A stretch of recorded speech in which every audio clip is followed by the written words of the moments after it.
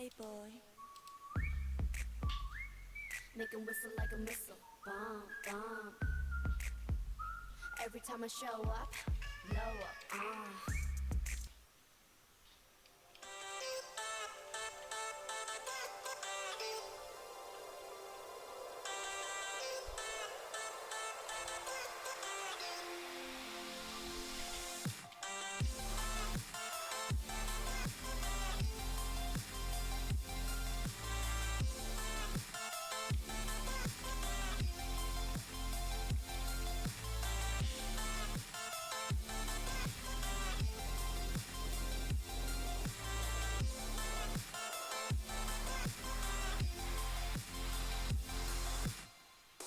Floating through the clouds,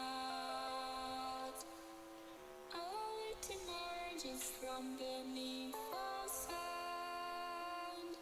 Dreams can take me, cause seem so far away. Across the universe, she lives another day.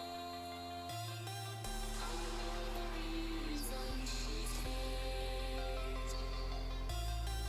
I know the reason she's so far away. I know the reason she stays. I know the reason she's so far away.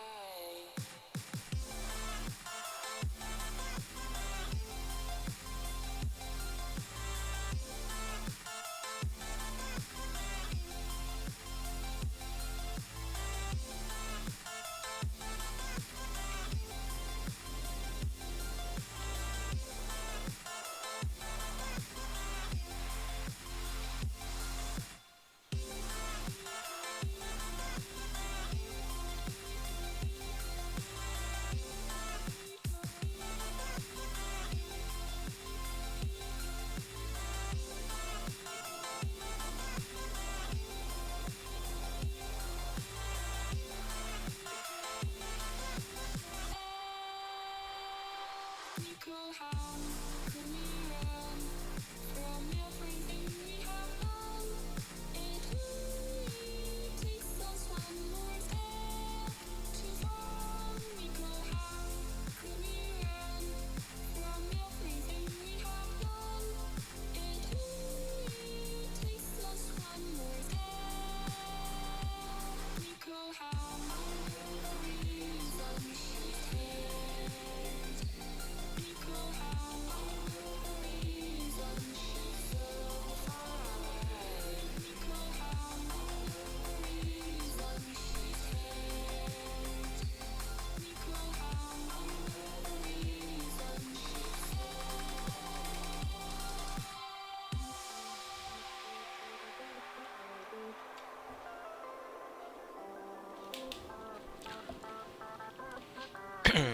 reason she Hello, hello. Well, hopefully someone's watching this. Alright, today we are back in the FS Labs A320x, and hopefully this time I will have more luck in actually finishing the stream. Like last time, the whole thing just went kaput mid-flight, and I died. It was complete failure with my pushback not working, and it was terrible. It's really, really bad. I changed some things up, and hopefully it would appear better on stream. It looks pretty fine to me actually. We will wait for a few more minutes and we will fly to Kaitek of Europe, which is Tibet. It is in Montenegro.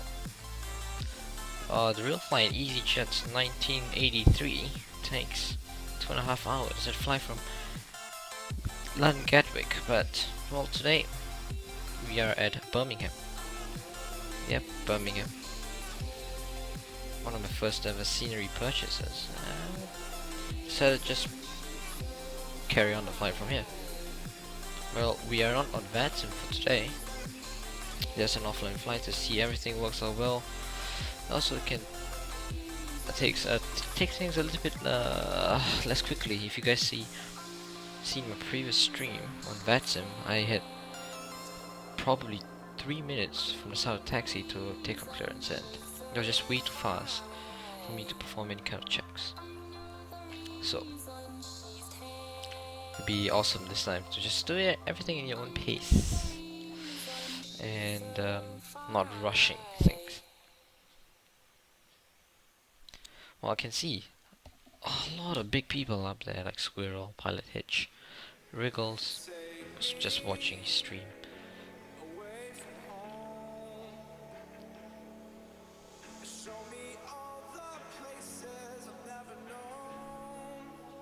Alright, so I've done Tibet before, but on X-Plane, and it was crazy with the IXCG 737. And today we're gonna just try out how the Airbus handles the approach into Tibet. Now the approach is a little bit unique, to say the least, and just want to see how the flight computer plots the path and whether it does everything as it's supposed to. I mean, this is pretty detailed, so hopefully they've done everything well. Just gonna let one or two songs play and then we will carry on with the flight.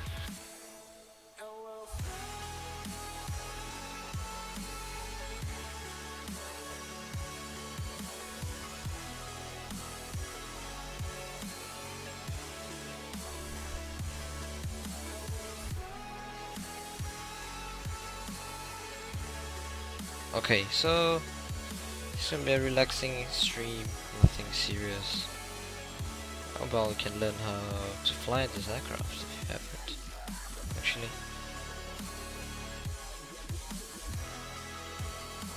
I'm planning to make probably a tutorial video in the next few days on how to fly this cold and dark to cold and dark. We'll call it CAD to CAD FSL edition. Yep. Beautiful, beautiful stuff. Alright. Well, today let's recap. We are easy in 1983 from Birmingham to Tibet. And the real flight is from Gatwick to Tibet in the A320, but screw it, we're just gonna do it from Birmingham. I really wish the Quality Wings will come up with the 787. Alright. Beautiful. Right, anyone wants to listen to the songs? Had we had enough songs? Give me a second, I'll load up the checklist.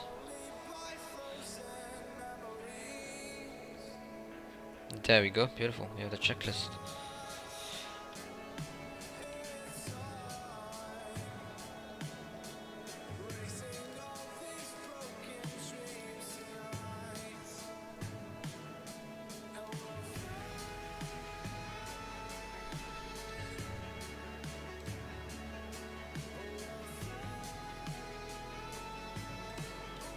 Alright.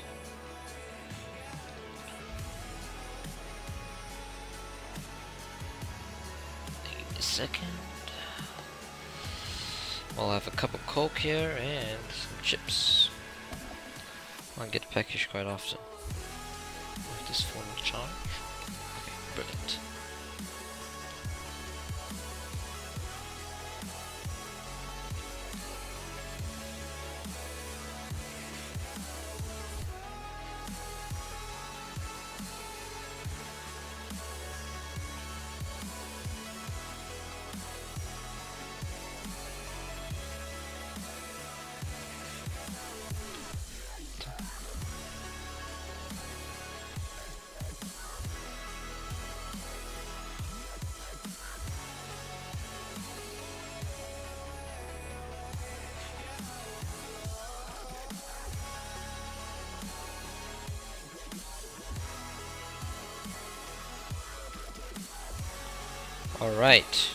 Alright, great stuff, great stuff.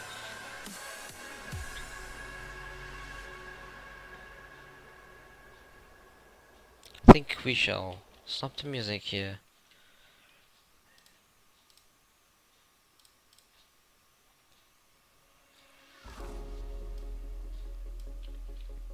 Maybe one more. One more.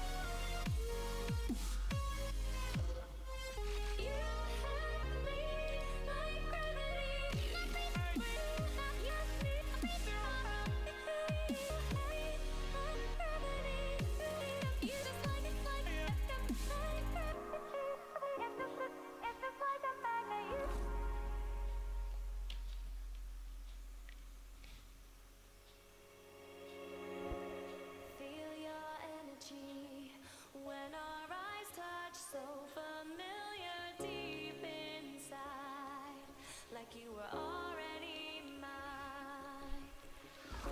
Surreal to me, how you make me feel wild and calm at the same time. Never felt so alive. Thought I was crazy until I reached out and saw your hand there waiting for mine. Alright, let's carry on actually. We shall pause the music for now. Beside today, Let's pause the music. your vibe. Alright, let's carry on.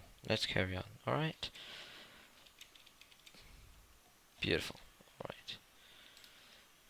Alright, you're just gonna do everything by the book, by the procedure. And right, so we're gonna go check the engine master switches are on off, and mode selector switch on normal. Landing gear lever is down, as you can see. Wipers both are set off position. Electrical panel battery 1 and 2, they are above 25.5. Okay, we're gonna turn them on. Beautiful. I'm gonna run through some tests. What you're gonna do is light up the MCDU options, external controls. I'm gonna connect the GPU, ground air conditioning, and put ground shocks. Beautiful. And with that set, we will get external power. And click. Oops. Beautiful. Beautiful. Look at all these beautiful screens.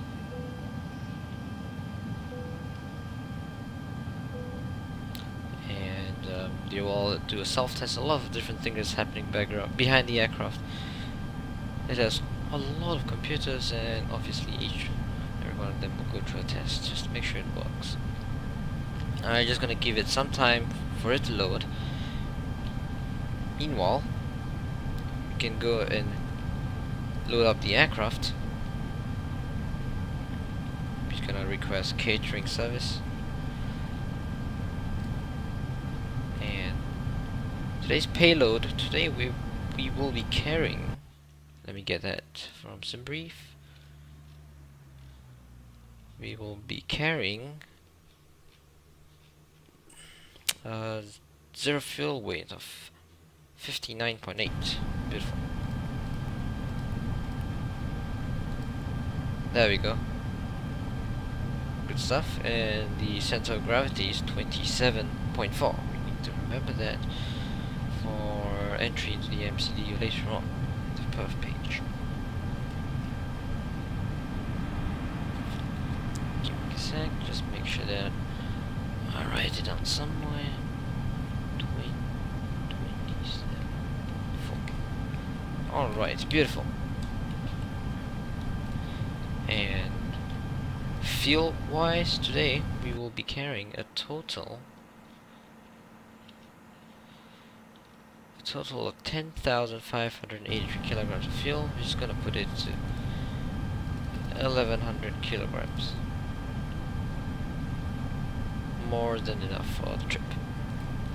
Beautiful. We're just gonna open the doors for the catering trucks as well. Let me light up the other MCD as well. Okay, good.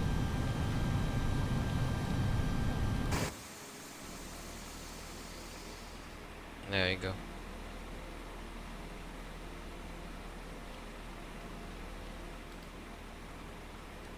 Beautiful stuff. Alright, the screens have all been loaded.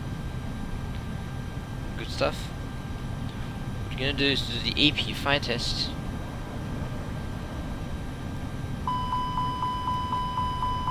Make sure that we receive the required warnings we have. And we're gonna press it. And after that we're gonna turn on the APU. Make sure you see the flap open sign first.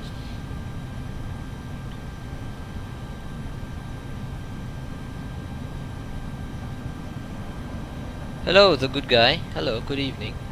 Flap open. We press the start button, and it should kickstart the APU. Right, once it reaches 95%, it will, um, after reaching 95%, 10 seconds later, it will go back to the door page, and we should get the eCam avail lights on. Beautiful. We shall wait for it to reach 95%. Today we are flying to Tibet, the Kitech of Europe. I love to call it Kitech of Europe. It's amazing. You guys will see the approach and will understand why. It's beautiful. And the scenery we're using is freeware. Used to be payware. It's freeware now. It's by Sky High Sims.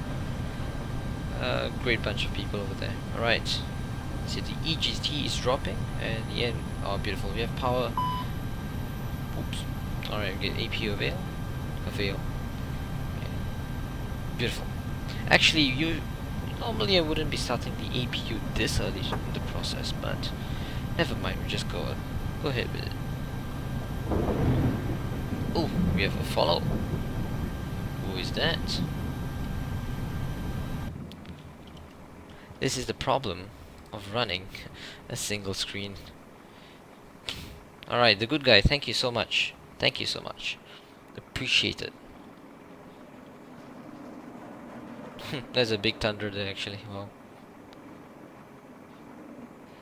Ah, that's awesome. That's awesome. Trust me, man. Oh, okay. Looks like GSX wants me to close the doors. Let's do it. Close. Close. Alright, the catering is done. Anyway, let's continue on with the pre-flight preparation. Right. We don't need the overhead and dome lights. The glacial, the bright knobs, everything looks beautiful. The loudspeakers, okay, eCam and lower display brightness, everything looks fine. It's daylight, you don't need a long light. Parking brakes are on, and we need to check the acupressure, which is over here. You can see it is not in the green zone. You need it to be in the green zone. And how do you do that? Press the elect pump. That will run some hydraulic wizardry thing, and you can see it rising. There we go. Once it hits the green zone, we will turn it back off. Okay, beautiful. Right. So that is checked. It is in the green zone. And right, beautiful. The acu brake pressure looks fine as well. Alright, beautiful. Parking brakes are on. The flat position 0 is agreeing with what's displayed in the eCam. And the speed brake lever is disarmed and retracted. Probe window and heat is on auto. There you go. When it's auto, it's not supposed to light on. That's the meaning of auto here, and if you press it, you'll go back to on. There you go. Alright. Next step, we're gonna go APU bleed, but we have the air conditioning unit powering the aircraft right now, so we don't need to put on the APU bleed. Not required as of now. Right. So we're gonna look up electric. There is no amber lights other than the Gen 1, Gen 2 push buttons. Oh, we got another follow-up. KKJ96908, thank you so much. Alright, welcome to the stream. We're flying. Oh, greetings from Singapore. Oh, that's awesome. It's pretty late actually. Well, it is 1:16 AM. Alright. Next, let's carry on. Cargo heat. Looking pretty good here. The electric here, what I'm saying, we already went through that. The vent, oh no, what game? Never mind, let's carry on.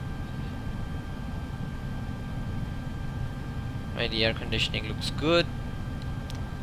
And eCam, just need to make sure that we press the recall button. You can see there is an FTCAS fault. That is normal. We'll clear it. Fault. You can see in-op systems. That's normal. We clear it. Go back. Okay. You need to check that the oxygen quantity is above 1500 psi, which it is. You turn on the oxygen supply. Beautiful. And when you check the hydraulic quantity is in the normal range. Hydraulic quantity. You can see this green bar here that tells as that it is in defined range. Engine oil quantity, which is this, must be above 9.5 quarts, I'm assuming. It is well above the limit, so beautiful. Alright. Good stuff, good stuff. Now we're gonna go to cockpit preparation to recorder panel. This is the CVR. I'm gonna press the ground control on and test for the CVR. There we go, hear the beautiful sound. It's actually quite annoying. Alright. Good stuff. It's working. Evacuation panel, captain side. The 80 IRS panel. This is where the magic happens. On battery, these are the units that provide the aircraft with the navigational what do you call it? Navigational capabilities, right? It basically keeps track of where the aircraft is. So it uses a combination of this 380 IRS and GPS, and it is very accurate. Trust me.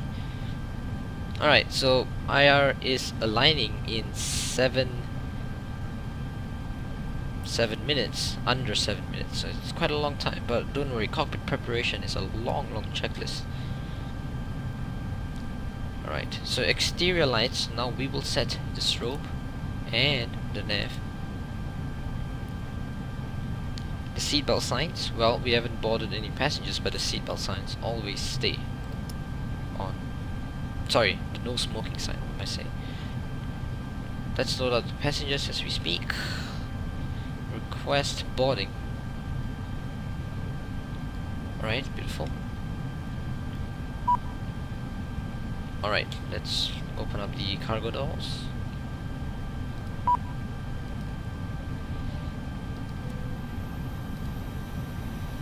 I can hear the sound increase, and that is such a good feature implemented. The immersion factor is very good. Okay, now for some reason, well, we have no SS, so rip.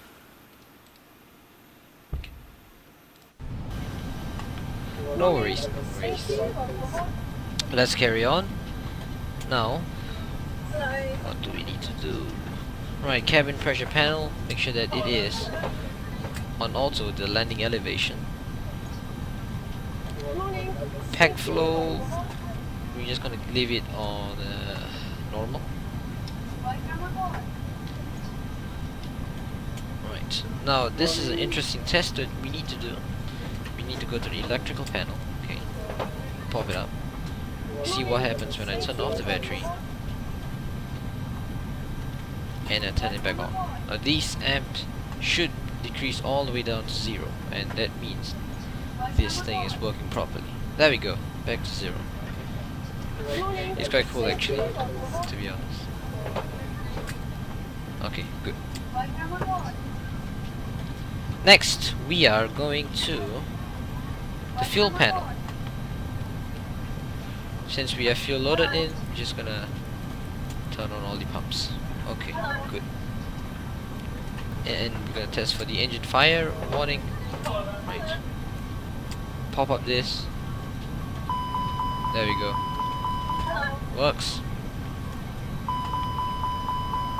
Works. Gorgeous.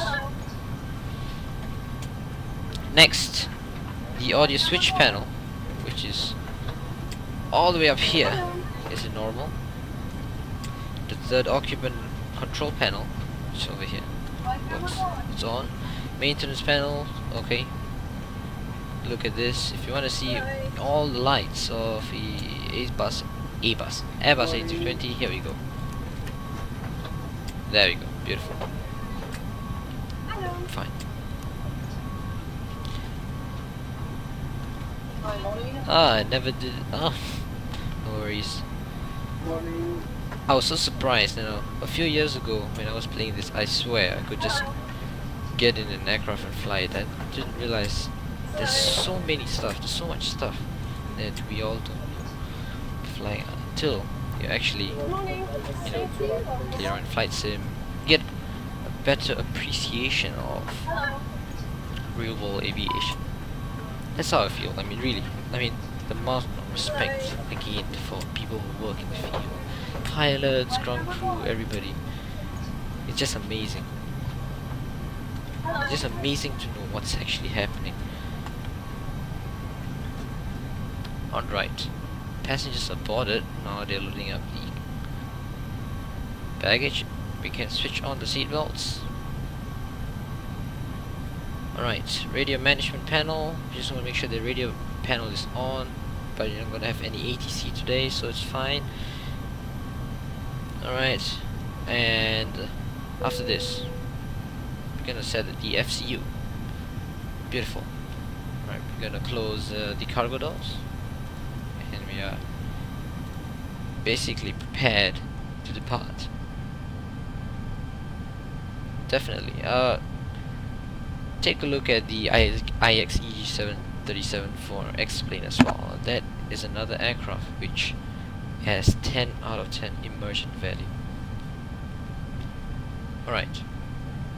You know what, we'll pop this up so that it's easier to see that way. You can see all the systems booting up. FMGC. Right, we need to check the active database is 1609. 18 August to 14 September. So beautiful. So we're gonna go to init EGBB, which is Birmingham, to LYTV Tivat, and we are, where is it? Easy 1983. Cost index of 25, and we're gonna cruise at flight level 330. Check the IRS. Okay, looking good. And our zero fuel weight was 59.8, and the center of gravity was 27.4. How I get all these is when I enter the payload value. Now you're currently downloading the game. Oh, that's cool. That's really, really cool. You should try. Like, I really would highly recommend anybody who's remotely interested in learning how the world works, just go try and play a flight sim game. I mean, it's fun. Right, block fuel, 11.0 tons. That will definitely be enough. Alright, so now we go to flight plan. HGB departure. We are taking runway 33 today, and we are gonna take let me give it a second.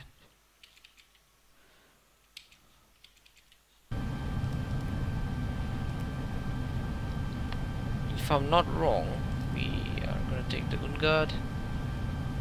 Okay, nope. Yep, we're gonna take the Ungard 1 Delta departure. So from Ungap, we're gonna fly to Big.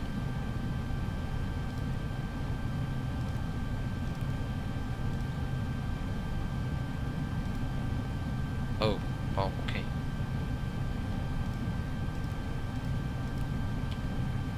Big? Does it not say how many nautical miles away? Alright, we just choose the first one. That should be it. Alright, okay, it is. Beautiful. Right, at Big, we will enter airways. The airways we'll be flying from Big is... oh, there we go. UL9. Somehow the jetways are operating. What is happening? Oh well, never mind.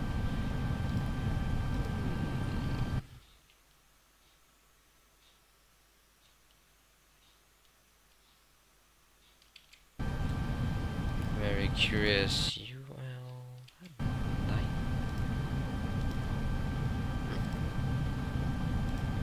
Odd. Never mind. We'll fly direct to Conan.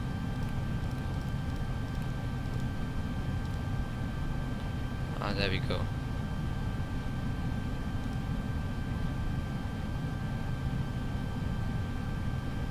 Nope, definitely not looking correct there. That thing will take 13 hours to reach there.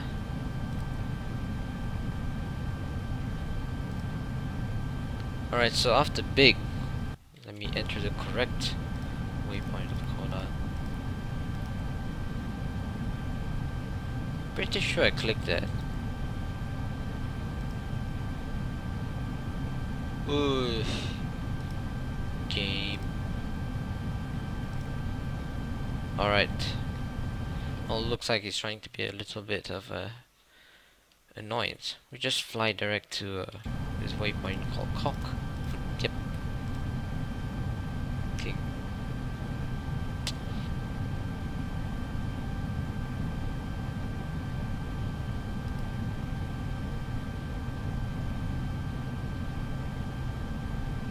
You forgot your Twitter password. Well, just click I mean, isn't there like a forget? Oh my god, okay, something is really wrong here, guys.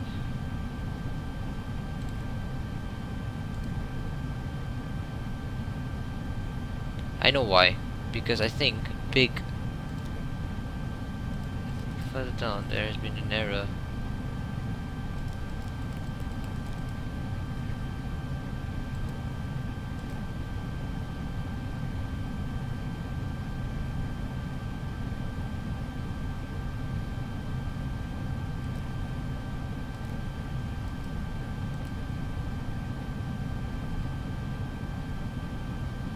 Between top of climb and top of descent, there is a huge gap. She's worried. Okay, alright, calm down, we can do it.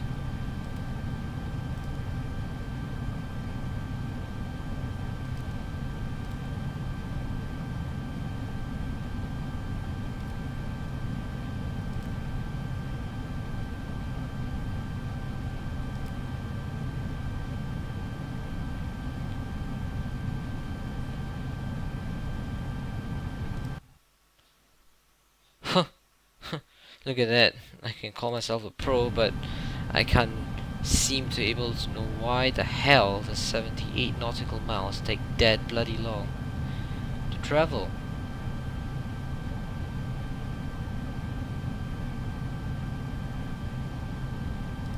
Let me clear big.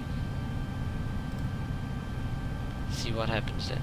Okay, look, I think the big waypoint is literally the cause of the problems here. Alright. Let's try it again.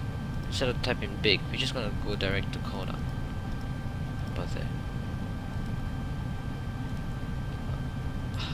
Much better. Much better. Alright. From Kona, let's enter the airways. Is UL 607 to UM 150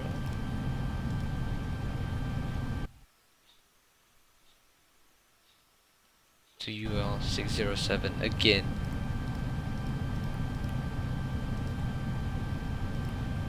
Screw that.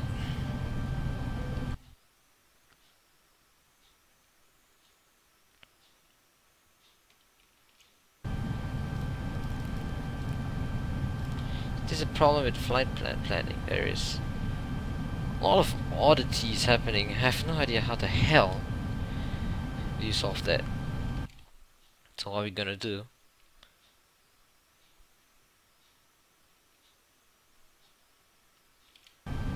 Just to clear this. Just gonna fly by UL 607 all the way to the final waypoint. Lasti.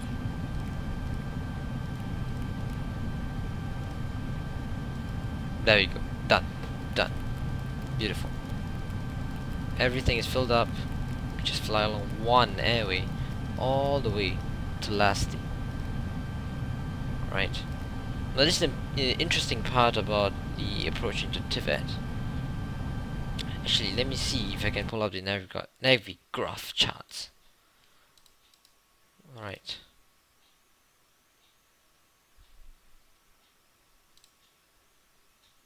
Alright, okay, beautiful. Give me a second, I'll pull up the charts. You will understand what I mean. Give me a second, sorry about that. Okay.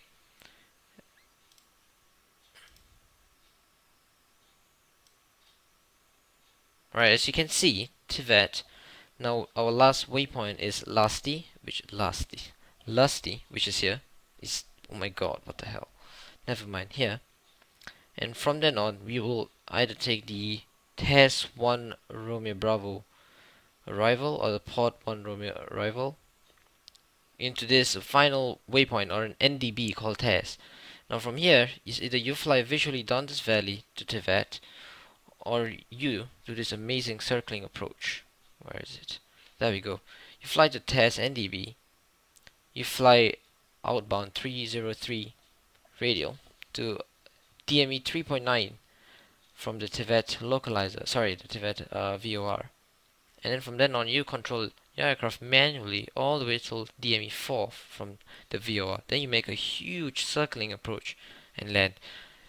That sounds amazing. And that is what we're gonna do today. Screw the wind, screw everything. We're just gonna do the circling approach because it is cool and it is bloody difficult. Bloody difficult. So we're just gonna take the Pod 1 Romeo. What am I doing? Here we go. RNF Pod 1 Romeo arrival, and then we'll take the circling approach into runway 32. Gorgeous. Just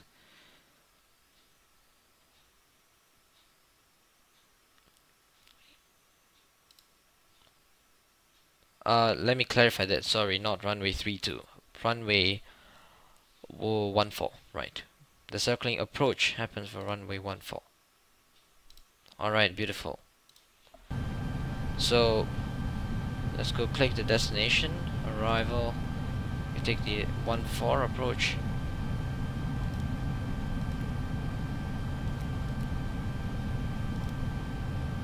Oops. Pod 1 Ray arrival, temporary insert.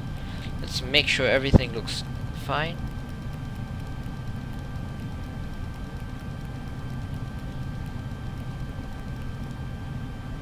Lusty.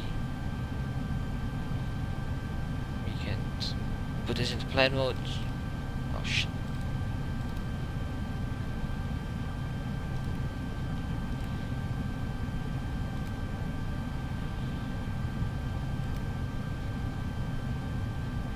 Alright, so we're just gonna clear pod. Arrival. Oh Jesus Christ.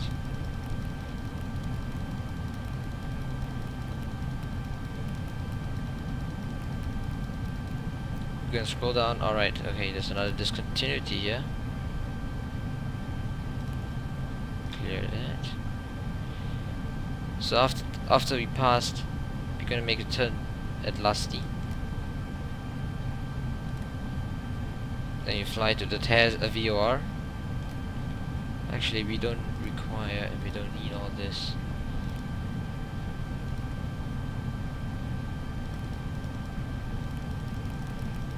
I wonder why it does that all the time. It's quite annoying. Alright, okay. Wow. Alright,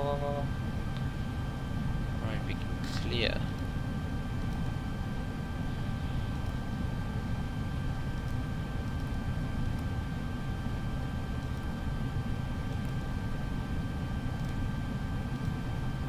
Clear this.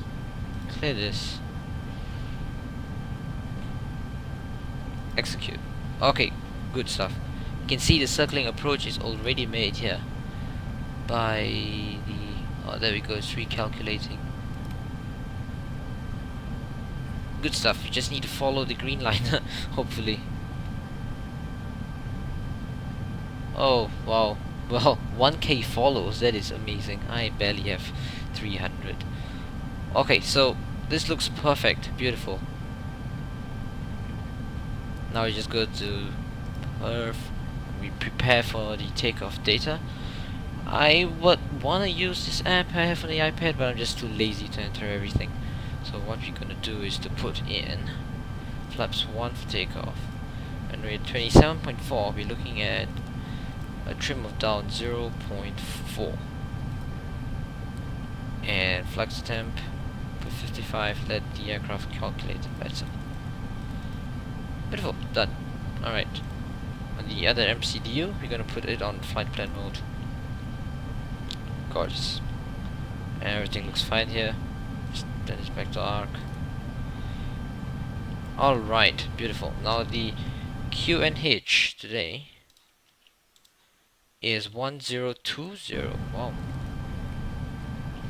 1020 is the standby altimeter as well. Oh, thank you so much. Trust me, I do love watching people stream, and I do love streaming as well. Thank you for the support, I really appreciate it. By the way, Chelsea just signed back David Luiz. Congratulations, Chelsea. Fantastic. Alright, so let's look at through the cockpit preparations. We have done everything.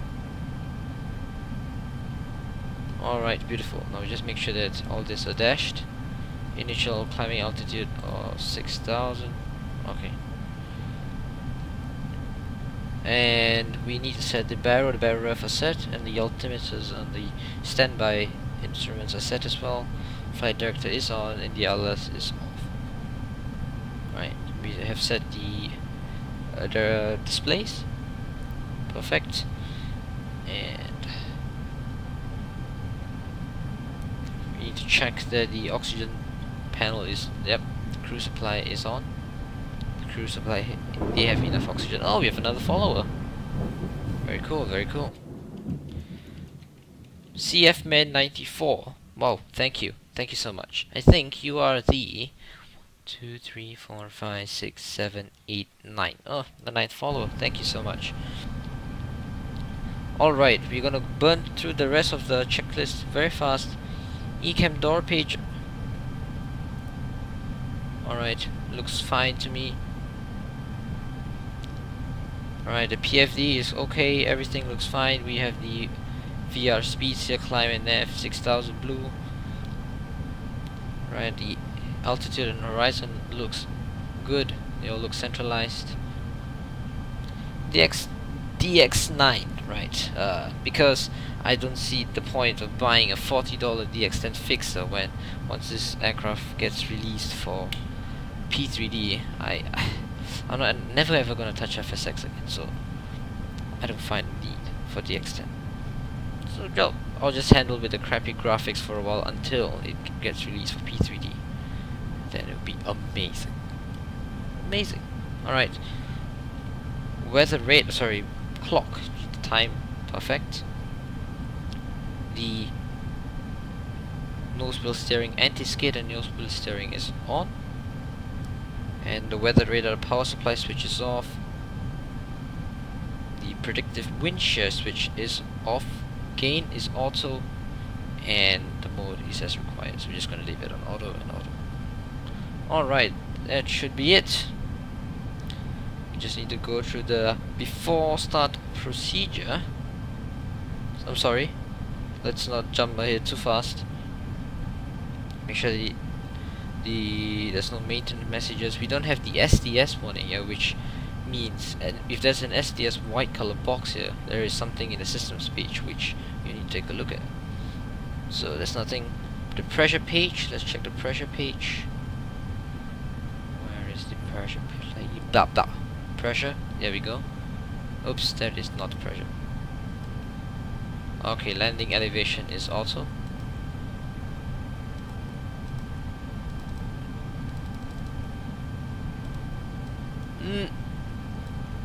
Mate, please work, mate. Okay, never mind. Sometimes he loves to do that, so screw it. Alright. Thrust levers are idle, master switch is off, and the engine mode selector is normal. ATC panel squawk. We're just gonna be flying online. And we're just gonna turn this to okay, it's on standby, and beautiful, it's on standby. Alright, good. Alright.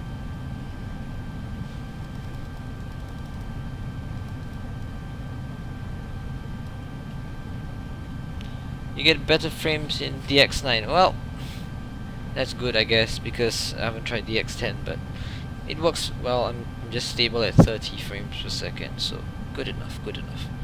Right, windows and doors, well, they're all closed, but, well, this thing doesn't want to let me check. I don't know why. Oof, there we go. Everything's closed. Alright. External power. Alright, we're gonna disconnect the external power right now. Previous phase, what am I doing? Perf. MCD menu options, external, we're gonna remove the GPU. You can hear the change of the tone there, the fans. That's amazing. Ground chokes, will disconnect it because the parking brakes have been set. Go back to the perf page. Alright. I'm just gonna turn on the APU bleed, or people are gonna die of the heat back there. Actually, it's 21 degrees Celsius. Pretty good, actually. Alright. External power is disconnected and off. Nose wheel steering disconnect sign will be there when the tow truck comes in, and I'll show you. We have a pushback, and we're gonna make sure that the nose faces the left and the tail will go to the right. Nope.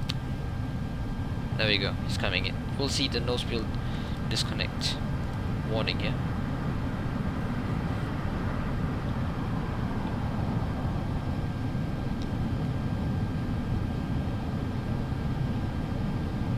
And just to make sure that the parking brake is in the green zone. Curiously, do you realize that this and this are one of the only few analog devices in the entire aircraft? Hello, Captain. There we go. We are ready for pushback. Trust me, man. I will be the first one to get it. Bloody hell, this will be perfect for P3D. It will be so good for P3D, trust me. Locking gear. There we go. You should see. There we go. The nose wheel steering disconnect. This will disconnect your nose wheel steering from controlling the gear, which could potentially harm the gear. Let's say if it's connected and you start steering it when it's pushing, it could damage the aircraft.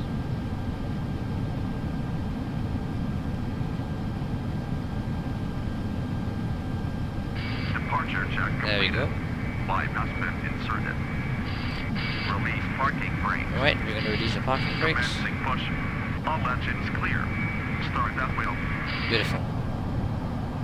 Alright, engine number 2 goes on first. Ignition start. It's very interesting the way you push the master switch here. You press your right mouse button and then you use the scroll wheel to push it. There we go, the bleed valve has opened.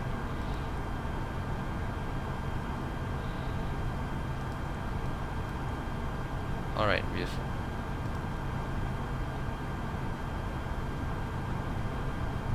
Alright, the engine's starting up. Ooh, lock!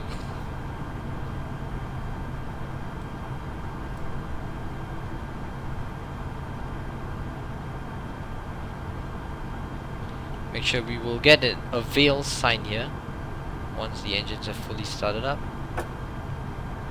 That's the something going off. How long have I been playing this? Well, on Steam I have around 180 hours on the FSX and around 230 hours on X-Plane 10. This aircraft, not a lot because it just was released a couple of weeks ago, so not very experienced, but well, at least I sort of know what I'm doing. Alright, beautiful. The engines have started up. Seems like I missed it. Set parking brakes. We're gonna set parking brakes.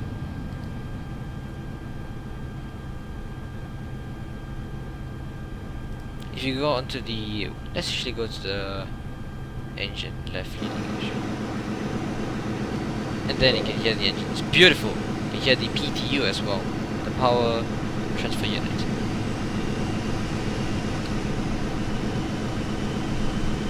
It's gorgeous. Unlocking gear. You can see the smoke coming out from the back of the engine. Disconnected. Bypass main removed.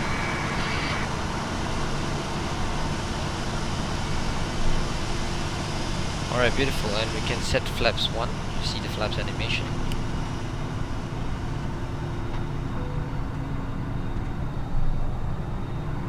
Look at that, that's beautiful. Absolutely gorgeous.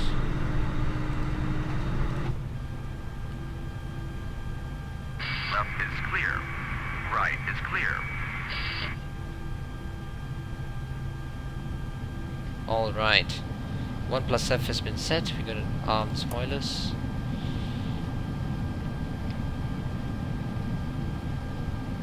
Alright, let's go through the after startup engine mode selector. I'm gonna go back to normal. APU bleed will come off. And we'll turn off the APU as well.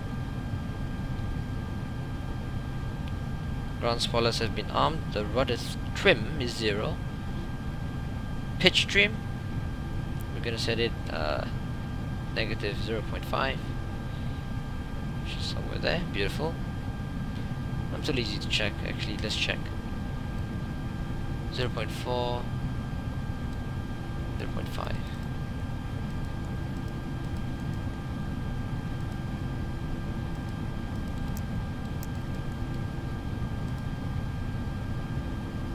Damn it!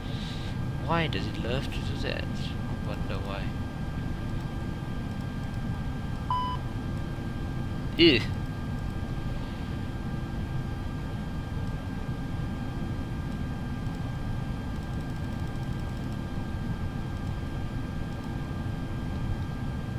Oh, is that a feature? I have no idea.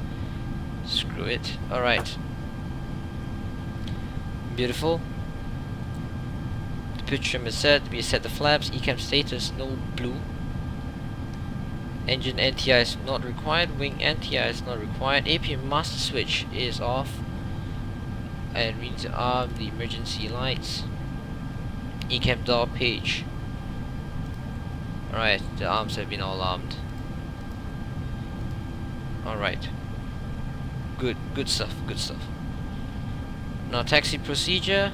No slide. We'll go to taxi.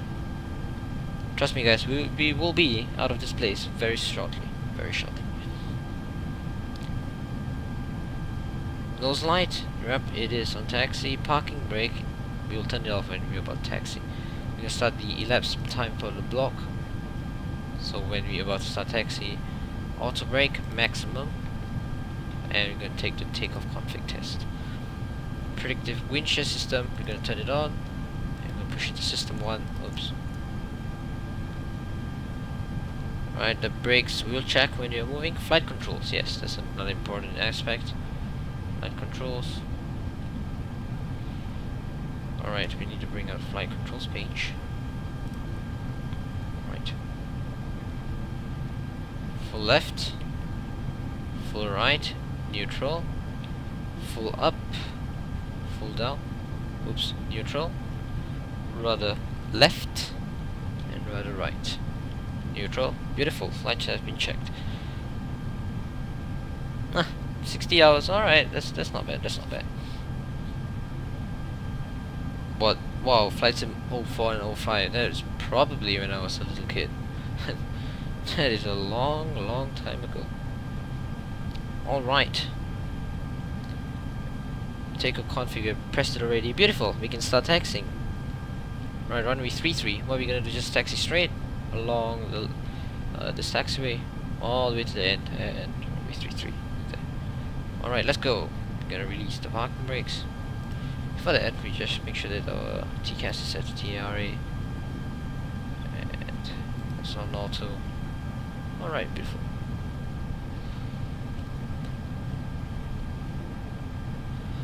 The CFM engines, which is powering this aircraft, this. There we go. You can see the difference. Oops. The CFM engines which are powering this aircraft requires a little bit of additional thrust for you to start taxiing. Unlike the IAE's V2 2500s, those even on idle power will make your aircraft accelerate, and you have to ride the brakes. I prefer the IAEs more actually. It's much more interesting. It's definitely more interesting.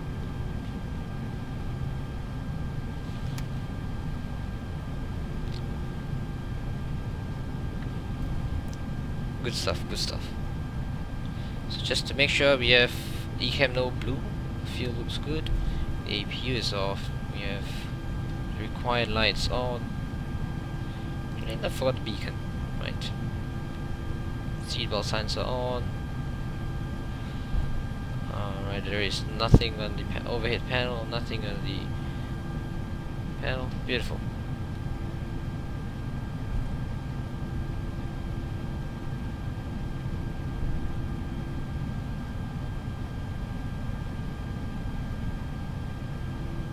Oh, come on, frames. Don't be a douche, don't be a douche.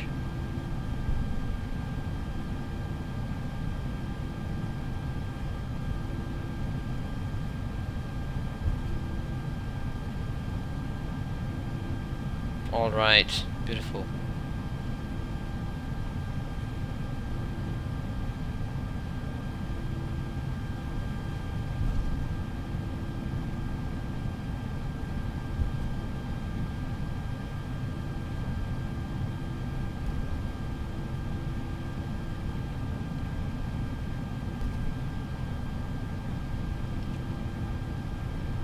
We definitely need more thrust. Look at how slow this thing takes ages to get up.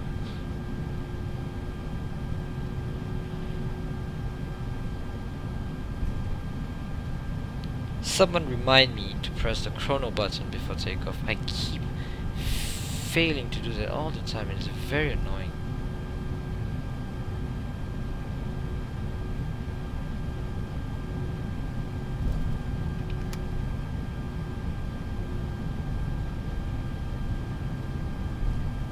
My taxing is absolutely on point, as you can see. Absolutely on point. Wow. I think the problem that I face and some other users face is that the rudder thing is just too sensitive. Like, I'm barely pressing on my rudders. And it just loves to do sharp turns. Well, I'm not sure if it's my fault or the controller's fault or the aircraft's fault, but I'm not gonna mess around with the config files.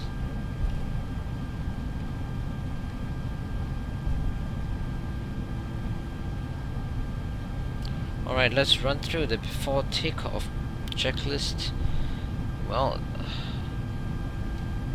recall nothing. So far, okay, beautiful.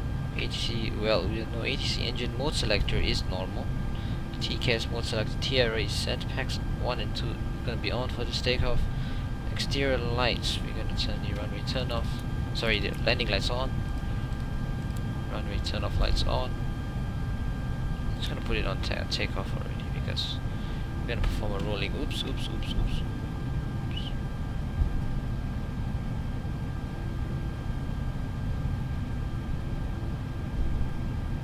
Alright, gorgeous stuff. Runway 33 is confirmed. We're just gonna stop on the runway and we shall finish off the checklist. No problem, thank you so much, the good guy. We'll catch you later, don't worry. Thank you. Alright. Come on, you can do it, you can do it. Oh, Jesus. Alright, good. Just gonna bring the aircraft to stop.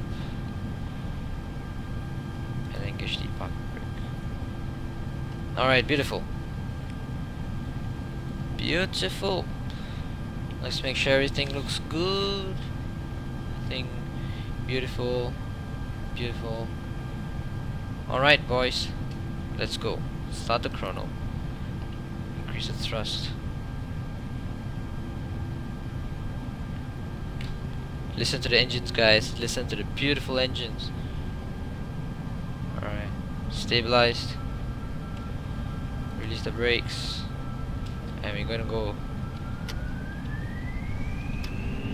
Menflex SRS runway auto throttle blue.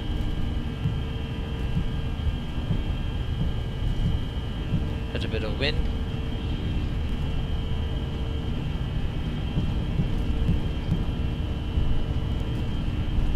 100 knots, check.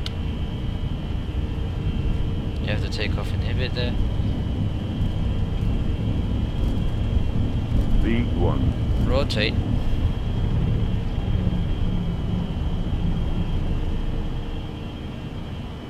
Positive rate, gear up.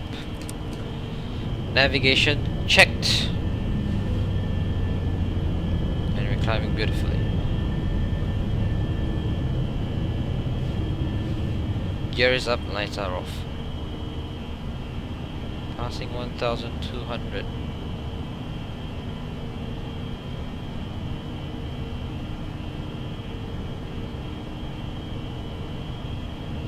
We're gonna fly this manually till we straighten out.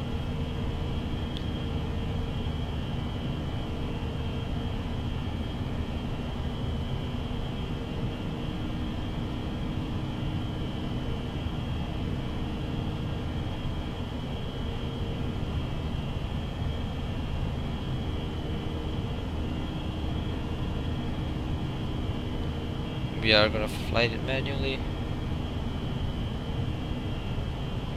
Alright, I guess that's it.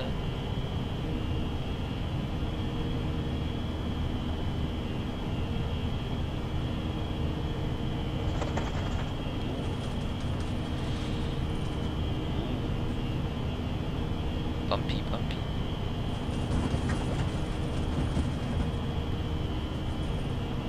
Getting some good old turbulence there.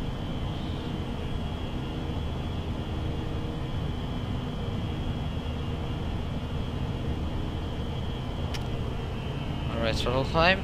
Autopilot can go on. Oh, I'm just too scared to fly the rest of the thing. Rattling the hell out of the aircraft. Alright. Nose gear light can go off. The runway tunnels can go off. As we pass S over here, as you can see, we bring the flaps up. Flaps up. And we shall look at the after takeoff checklist. Alright, spoilers disarmed, flaps are up, the lights are off, packs are on, and everything looks good. Alright, now we can climb all the way up to the cruising altitude, 33,000 feet. We have an altitude constraint, so we're just gonna go bypass it by putting it into open climb.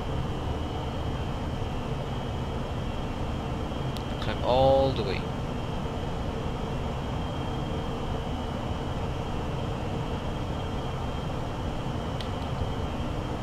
Standard.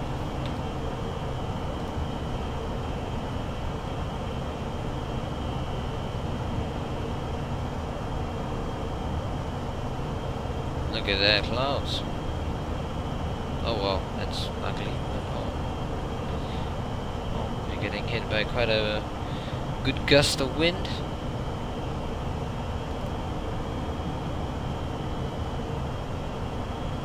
After UNGAP, we will lose the altitude restriction, so till then we're just gonna go open climb. Passing 10,000 feet, we will switch off the landing lights, and that's about it. We'll see how the weather is, and depending on that, we'll switch off the seatbelt signs.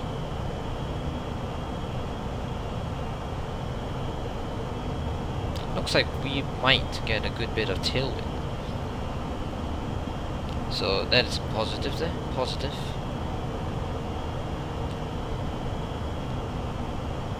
It will definitely shorten our time.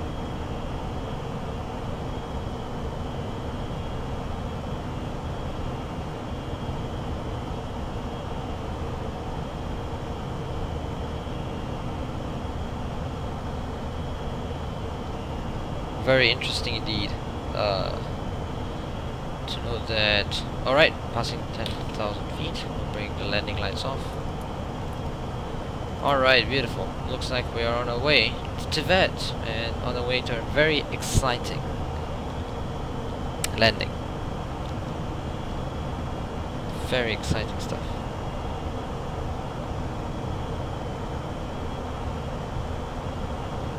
Beautiful, beautiful. So, well, hello again. If anyone's just starting to watch the stream, well, we are on in the FSL A320x, and we are climbing to flight level 330. We are easy 1983, bound from Birmingham to Tibet, which is in Montenegro.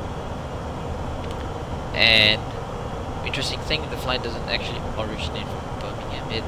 There's two flights. There's an A319 which flies from Manchester, and there is an A320 which flies from London Gatwick, and I'm taking the London Gatwick flight. It's good. It's been a good day so far. The stream has been working out well compared to the previous attempt at trying to stream the FS Labs. Anyway, you guys can tell me if you like the cloudy-ish effect I have here for the follow thing. I mean, it does get, it's a little bit like big. So let me try to see what I can do with it.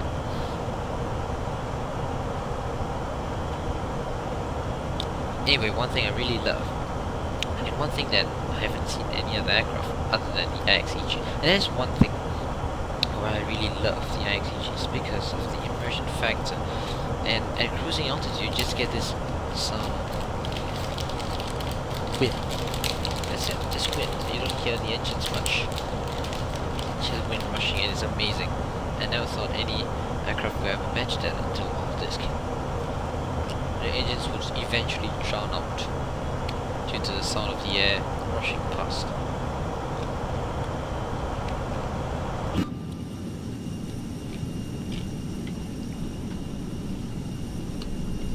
There we go.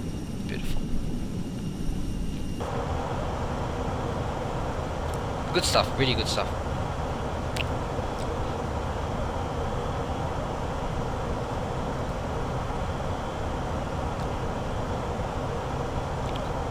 Cruise.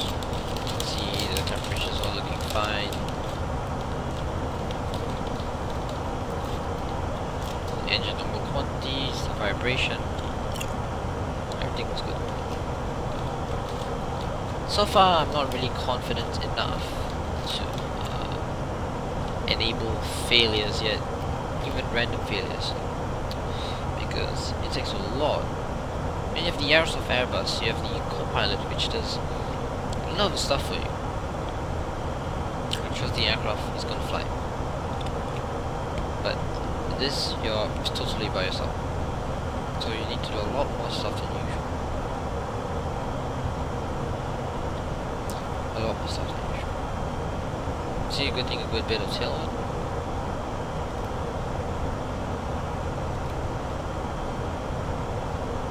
And after that, after Kona, it's just almost a direct to Tibet. Beautiful. So 4 or 5 minutes later, yep, we'll definitely get it when they release it, especially the Sharkless versions, the 19 and the 21. It'll be amazing. Stuff I want to get, you can actually take a look at the info bar. The FS Lab 8020, which is already out. The quality wing 787, the PMDG 747. One thing that I realized that a lot of my collection I don't have a long range antenna. It's a lot of short hauls, and that is something that in the future I might stream long hauls. See how it goes. Finding time to stream itself is super rare nowadays. Yep, well, the support today has been pretty good, so keep on coming. Thank you so much. Thank you so much. Right, once we get closer to Tibet, we're definitely gonna turn on the terrain radar. It's gonna be very interesting, trust me.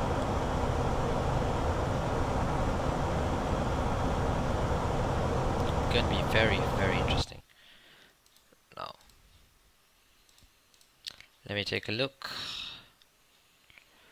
Good stuff, very, very good stuff. So, do you guys want to play some music? So, do you guys want to listen to some music? I can go and continue playing to no copyright songs. I love their playlist. Pretty cool, pretty cool. Or, I don't know, anything that you want to know more about the FSL A320. Ask me anything actually.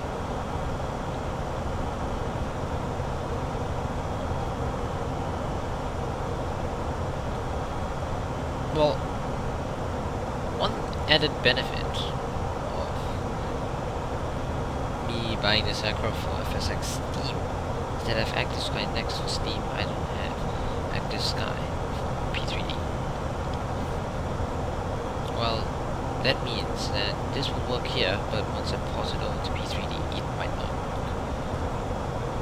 It really depends if they ever going to support weather add-ons, but it doesn't seem like it. It doesn't seem like they will support other add-ons, sadly, at this point in time.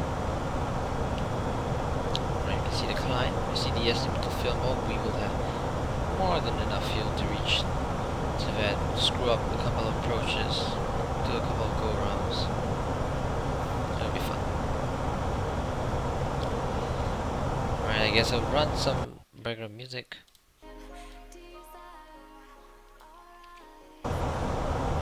Oh, that's actually pretty.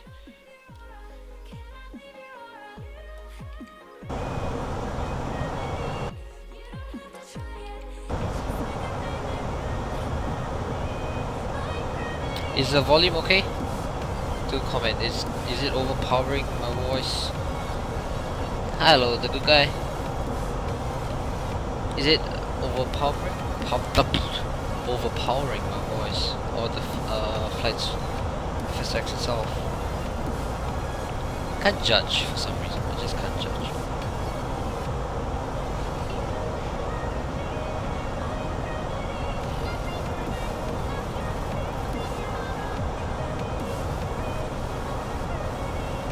Yeah, one thing I find annoying. Stupid minibar. Go away, please.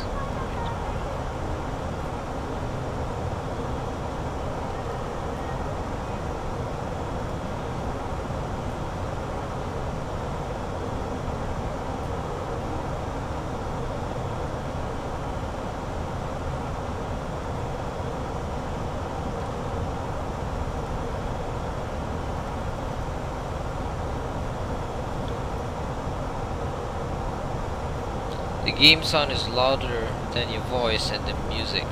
Shit. Alright, give me a second.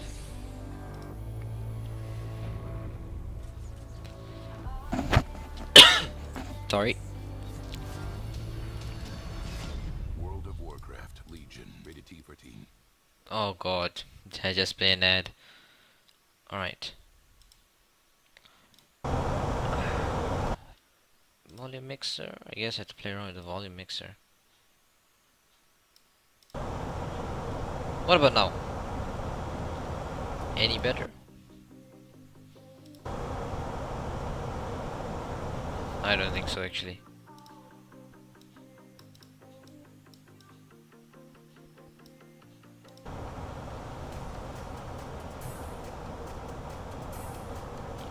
Now?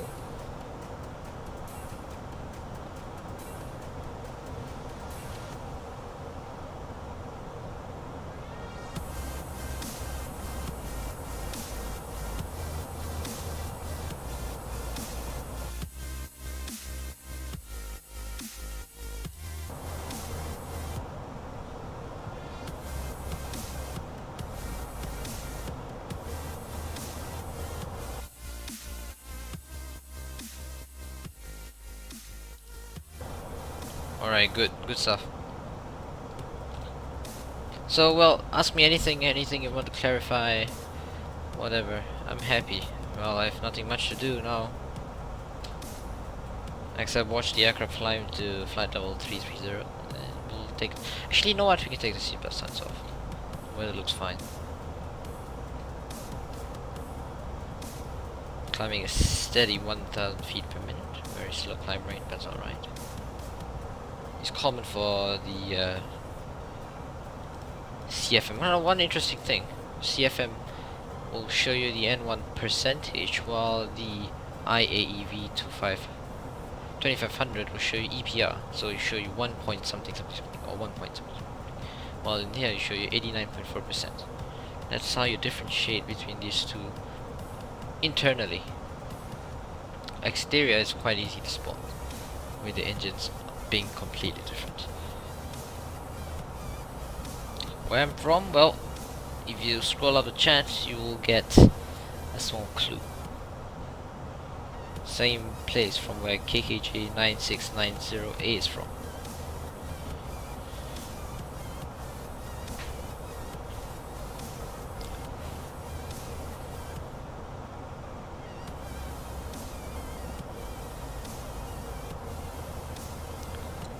Actually, you know, right now, I don't feel like playing. Sorry, what am I saying? I don't feel like playing these non-copyrighted music. We're gonna play some of my favorite music.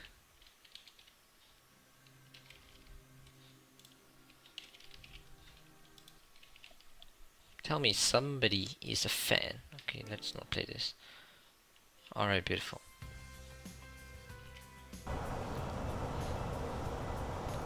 Gorgeous. Gonna hit up some Keen, this English band.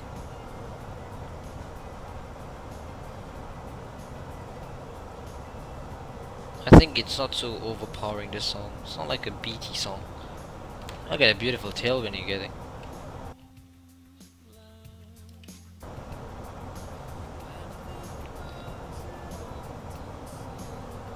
Beautiful tailwind here.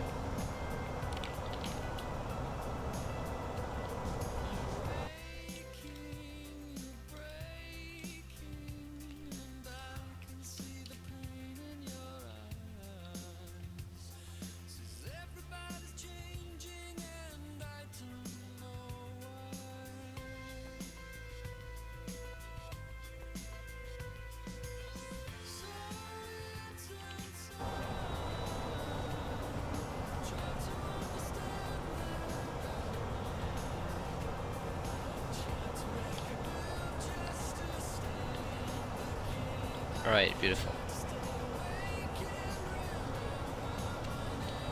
Well,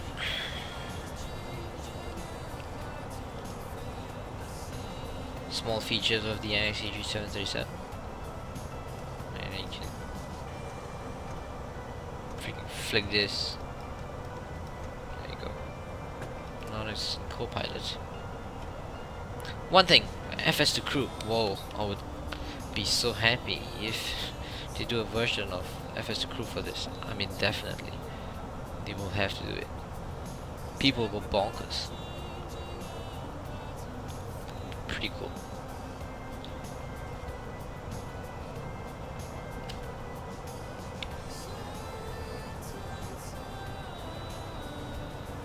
As you can see, the fuel use is a little bit different, and that is probably due to the different timings. Oh well, let's just say that. Alright, good stuff. I keep saying good stuff. I mean, I say that a lot when well, in my daily life, basically.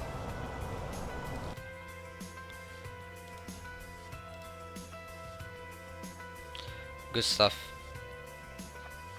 It's good to see, actually, like around at least 5 people watching this stream. That's amazing. That's really good. And I appreciate the support. It's been a quiet day on Twitch, I guess. Quite a quiet day. I mean, well, we're Squirrel with over 140,000 followers, and there's like 800 people watching him right now. But someone just told me that they couldn't stand him. Does he suck at flying aircraft or something? I don't think so. I don't know. Well, today is just me trying to fly the FS Labs A320 successfully on stream. Tomorrow I will jump back in to X-Plane, and as I fly on X-Plane we will do a little bit of development. If you guys don't know, I'm developing a Learjet 45 for X-Plane 10. Wow, this song is just amazing. A Learjet 45 for X-Plane 10, and currently just doing the externals. Not a lot, but it's getting there. Yeah, man. This song just right in the feels. Well, let me go grab a cup of Coke. I'll be back.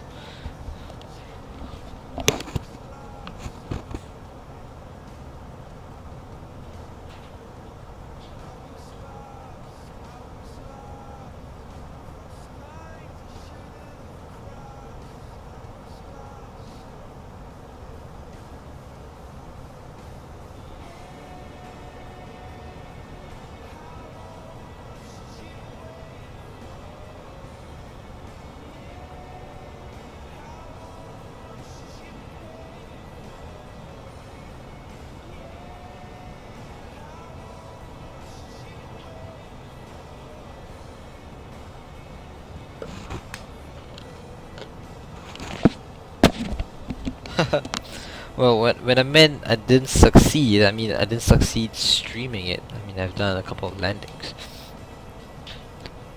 So don't worry. Okay, well you actually have to worry because that approach I'm doing is scary. It's something you will do on an aircraft you have a lot of practice with. But screw it, this is flight sim and this is why I play. You can just do stuff. No one really give a shit. Right?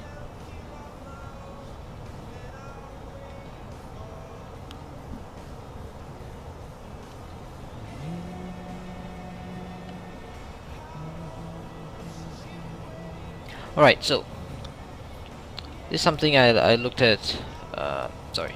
This is something I remembered reading from the FCOM. You can see the blue portion here. That is where your throttle levers are currently positioned. There we go, at the climb position, right? So if you're pulling back the throttle out of the climb position,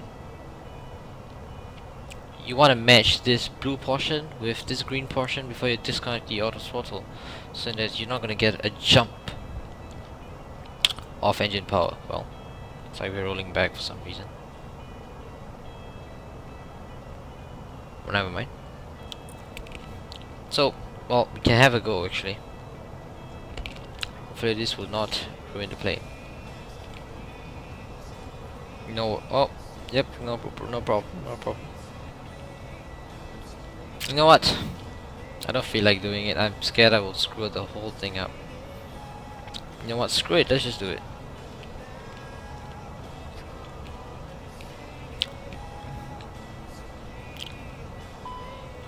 Well, you can see that the auto throttle is limited right now.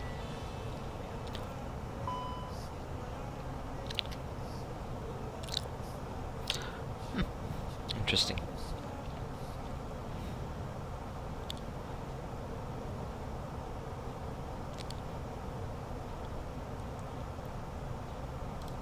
Something that is recommended on the FCTM flight crew training manual is no disconnect the auto throttle from this button. Instead, use these throttle levers. Whoa. Goddamn ads.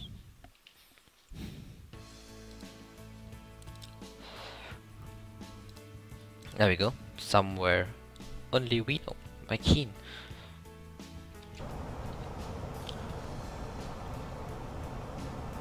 Right, one mistake I did is not getting Orbex Global when it was on sale in May.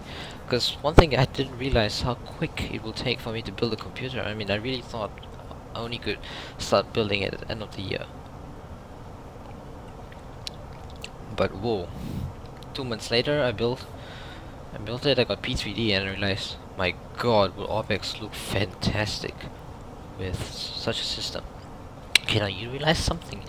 This a reoccurring issue I'm having with the aircraft. Oh, you love this song? Holy shit! Oh my god, that is pretty cool. Wow, it's very hard to find people who love the songs. I don't know. So far I've only known 1 or 2 people. See, this is the issue. Look at how far it gets away from this. I'm not sure if it's active sky or it's just the aircraft running away with it. I'm not sure what the hell it is. But at Mach and altitude cruise, the autopilot will go into a soft autopilot mode in the sense that you can see it pitches up and down to maintain speed instead of touching the engines. Well, but it's not really happening now for some reason. I don't know why.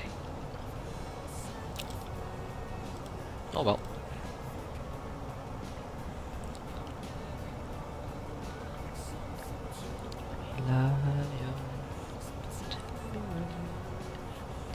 Gonna let me in. Get it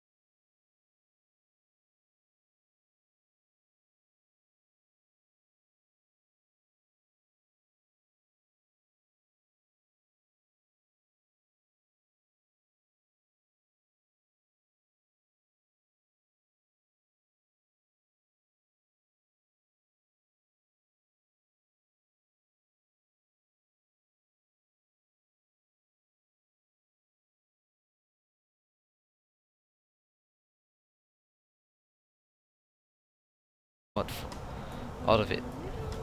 But there lies in the problem. Once I'm out of it, there goes my source of income as well. What the hell do you want me to buy sceneries and aircraft and stuff? Like, it's around 800 Sing dollars per month. It's around there, I can't remember the exact figure. And that would just go to zero once I'm done. And that's pretty scary, because my bank account will definitely go down to zero as well.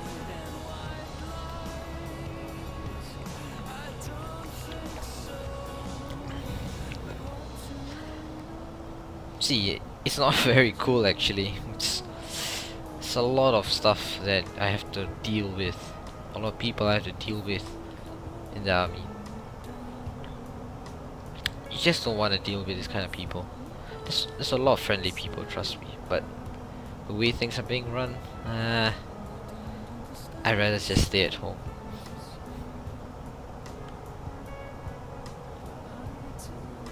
And we just be like, I guess just be happy that your country doesn't require you to do compulsory military service. Hey, that's not shitty at all, come on. The laptop I had before, even on the lowest setting, 30 FPS. That's it, that's the laptop I had for a good 4 years of my life.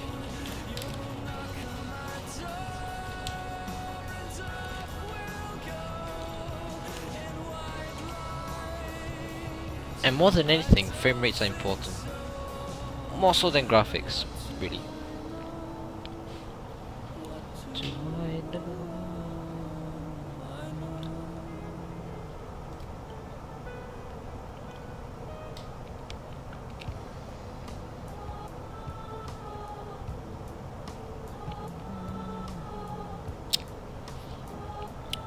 Looking at our estimates,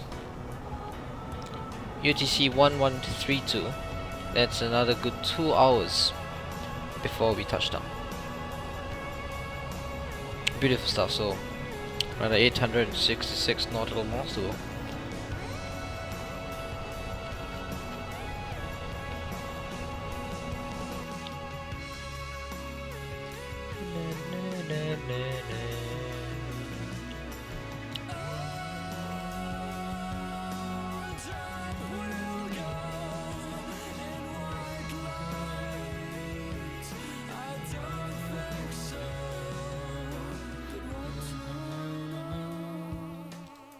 What do I know?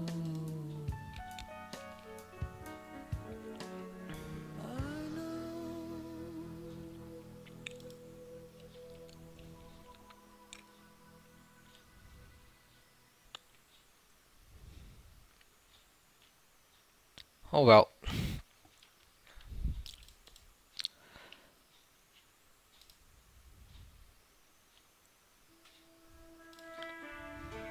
Oh wow. Yes, another glorious sound. I love the whole playlist. The whole playlist is just mind-bogglingly good. Really, really freaking good.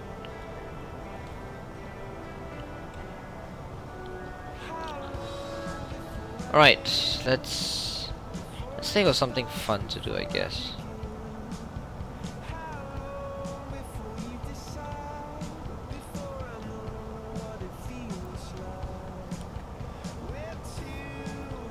Anyway, anyone? Actually, what are your specs? I'm interested to know.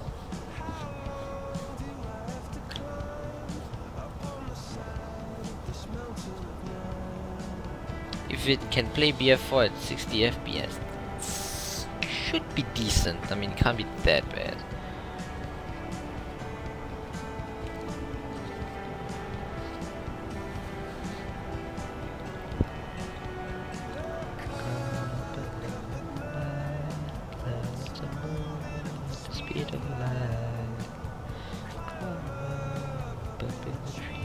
By the way, if you notice, you can't really hear the engines at all. That's what I was talking about. Just hear wind rushing by.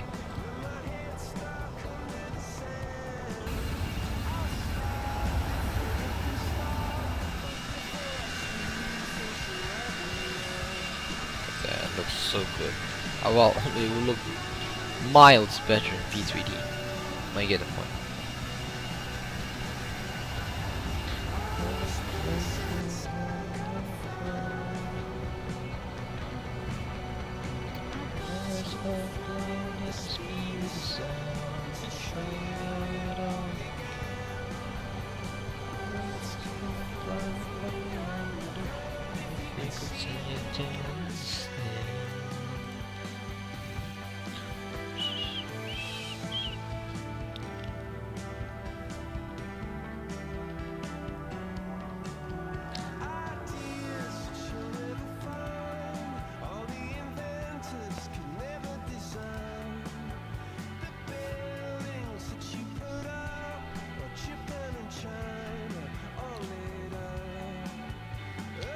Is it a pre-built system?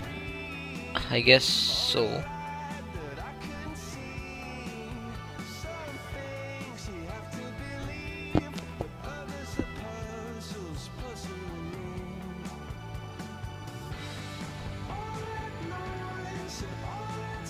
Actually, the specs are very similar to my laptops.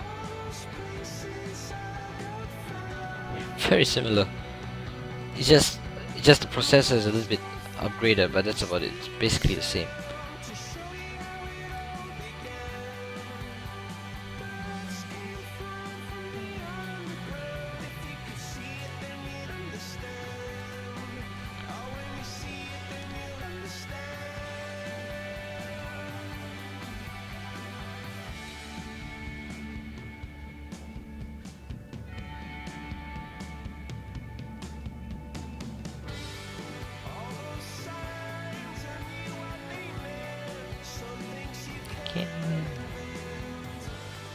So get me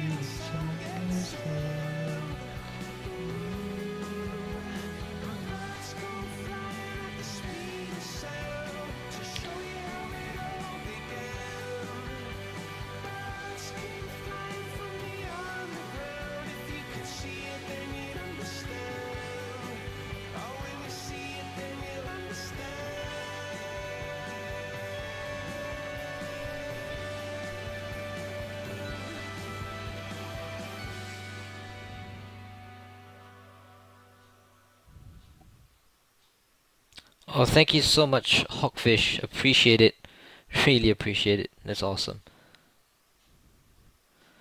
Well, definitely do catch the landing, because that is the most interesting part of the whole flight.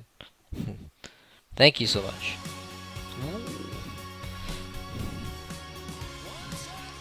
Mine was, yep, yep. It's an old cut.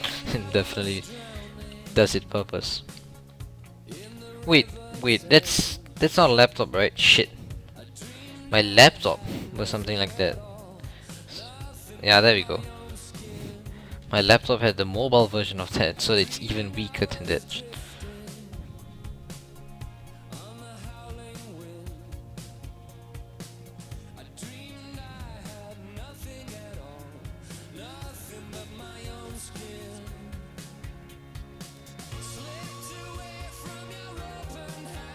My god, this song is just awesome.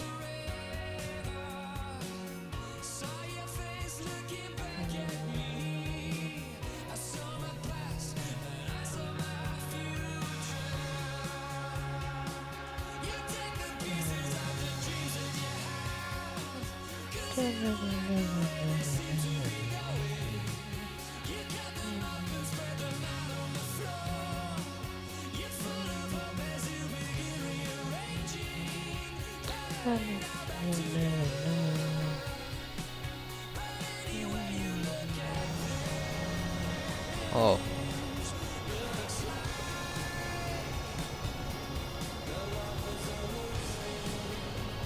You know what we could do? Right now, we could do a huge direct to. That would definitely cut down the time. Let's look, we can bypass this whole section here by flying direct to. Oops. Bimkey album. Yep, that's it. Direct to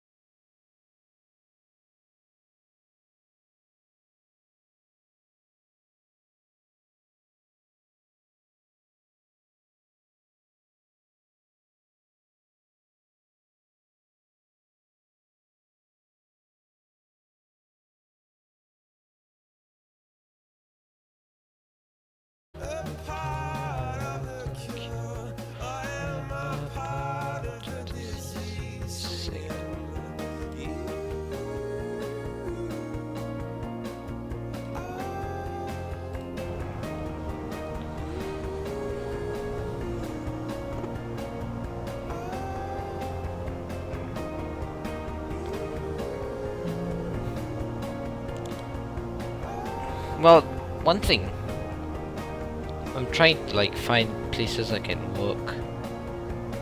Especially after I finish this army thing, I will have 7 months to myself at home. Nothing. I will do nothing before uni starts, and I can't just be doing nothing. It will not help me in any other way. So I need to find a place to do work, earn some money, and definitely find some time to stream.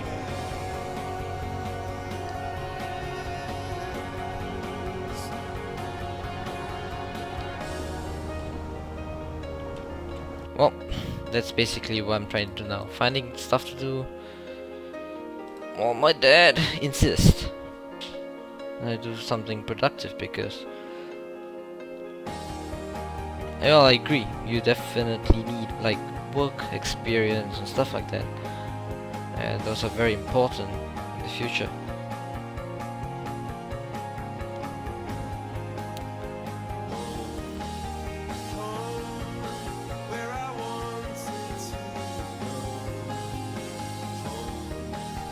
Linkin Park, not a lot to be honest. Like maybe 1 or 2 songs, you know, those famous hits. That's about it. I don't know. I just don't.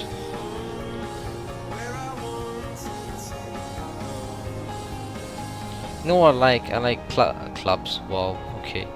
I like bands like Coldplay, Keen, Two Door Cinema Club, 21 Pilots, Temper Trap. Dude, those people are great. Temper Trap is amazing. Foster, the people, Fun. Oh my god.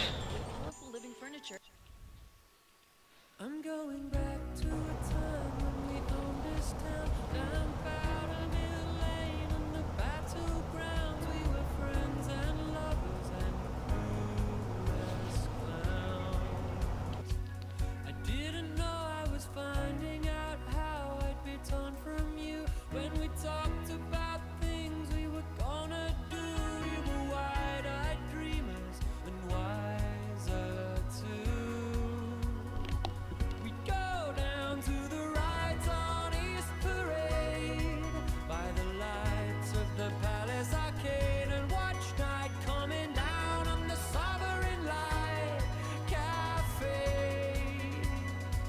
I'm begging you for some sign, but you still got nothing to say. Don't turn your back on me, don't walk away. I'm a better man now than I was that My god. day. I could just sit here all day.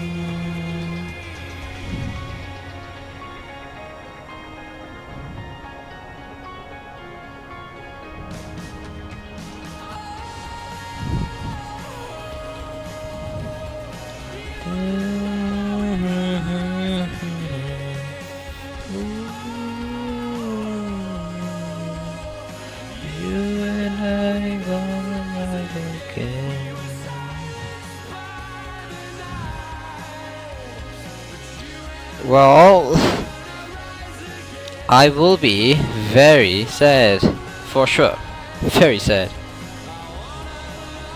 I mean, I don't know what else. I mean, I have experienced it before. I mean, well, on stream, if you checked my Ford, it crashed halfway through a flight, and it was actually pretty annoying back then. I just gave up. Like, I could have restarted the stream, but I couldn't be bothered, and I just went back to sleep. Yeah, but I'm very sure it won't happen. Oh no. Let's give it everything we've got. Oh my god, classic. I'm pretty sure it won't crash because I'm not running a lot of add-ons, to be frank. I mean, I have the Birmingham scenery and the Tibet scenery, and a couple of airports in between, but that's about it. There's no Orbex Global, no Vector, no none of the nonsense.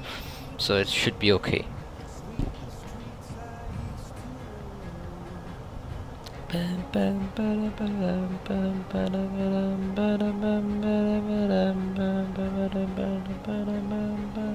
Yeah, definitely. I mean, not everyone would be sad. Sorry. Some people would probably put a hole through the CPU. And they would be pissed, but... Looks like the headwind's dying. Look at that, it's only 6 knots. That's actually quite weird for this altitude. My cats will stand upon pillars of stone, pillars of sand. I hear Jerusalem bells ringing, Roman Calvary choirs. Me, my mirror, my sword and shield, my missionaries in a foreign field. Also a reason I can't explain. Once you gone, there was never a northern's world. But that was when I ruled. That's enable terrain. Look at that. It looks absolutely gorgeous. You can see the sea. And that's right in front of us. I'm gonna just turn it off for now.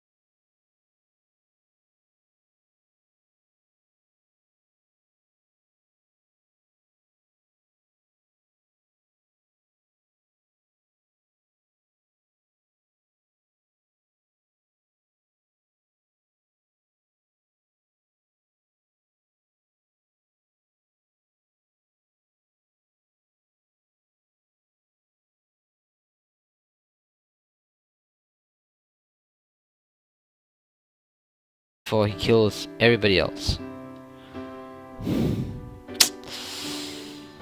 This is quite cool. Actually, I'm just gonna abstain.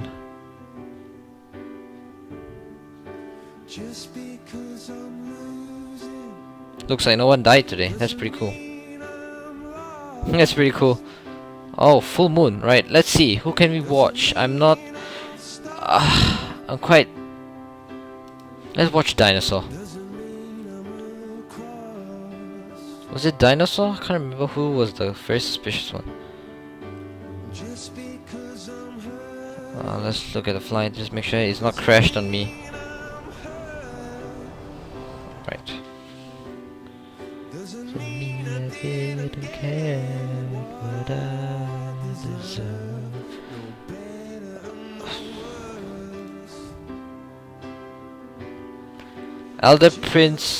Elder Price visited your target last night. Oh, that's pretty cool. So Elder Price. Ooh, that's pretty cool.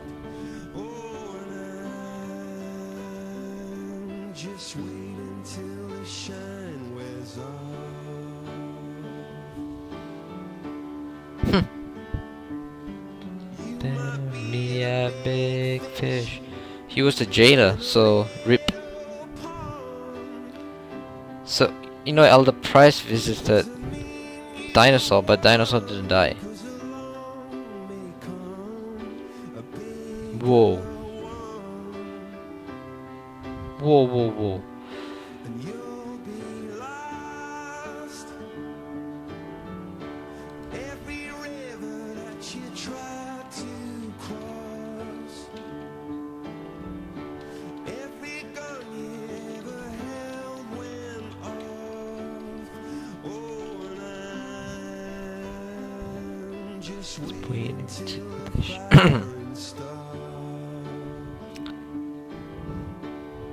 Oh god, it's just absolute chaos.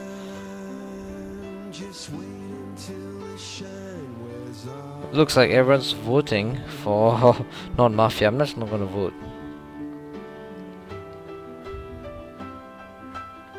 Dun, dun, dun, dun, dun, dun.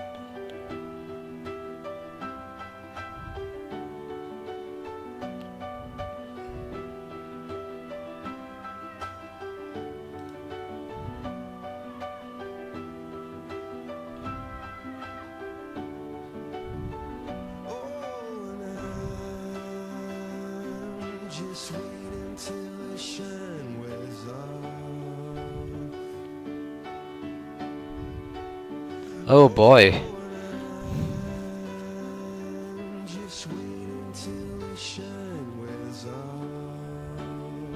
What's his defense? Let's ask. Looks like he doesn't have a defense.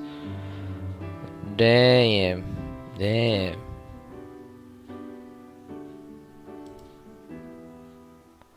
You're guilty.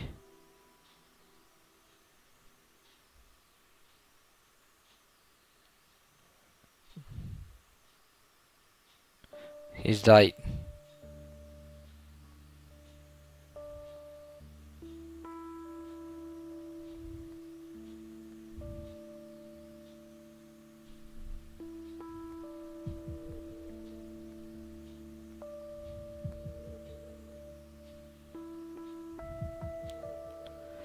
Ten is mafia. He's a serial killer. Wow. Wow. They got him. Wow. That's pretty cool. Alright, see, I'm not sure about Elder Price.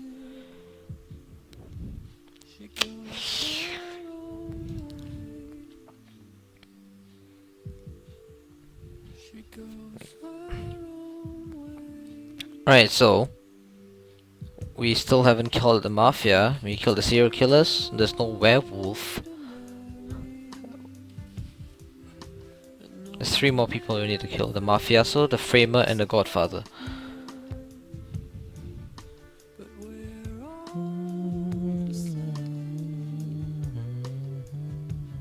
Oh! Someone occupied your night. Your role was blocked. Oh, it's... interesting. Elder Price died. Wow. Wow. Cockron died as well. You know, I'm honestly very confused right now. What the hell?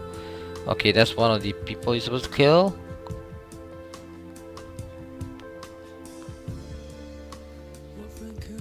Oh damn.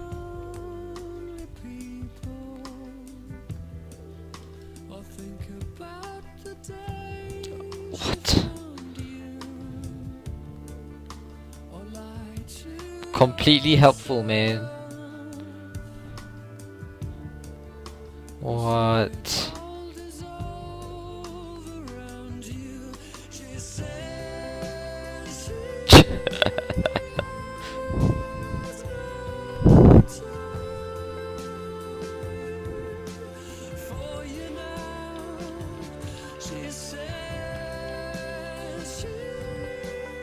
There's no time.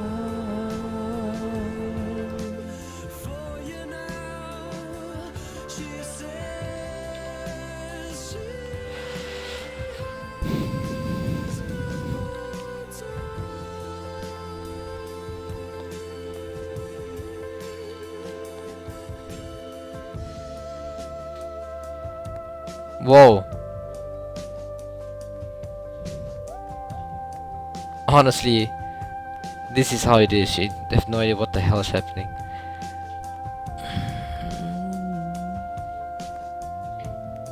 Looks like no voting.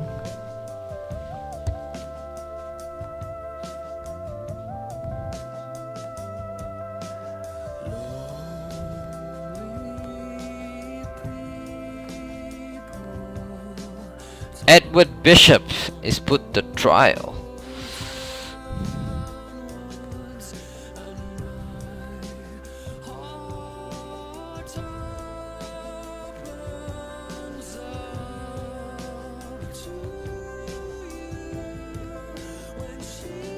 That's cool.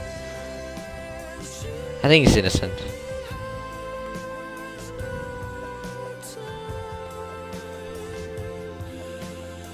For you now, she said she was time. Oh shit. Rip.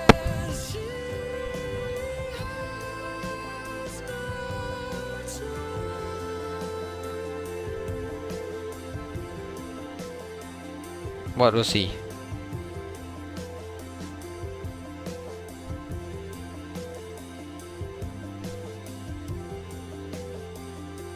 Oh my god. He was investigator. Oh rip. Still haven't found the Godfather.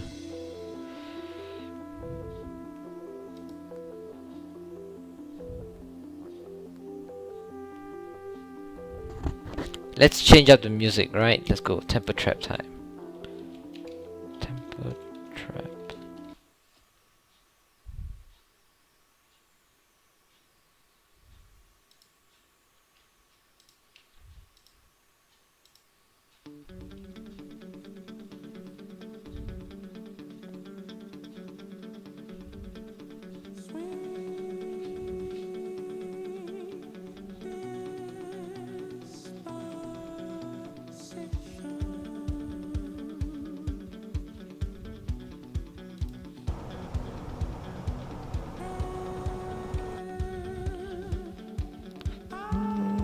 Let's see.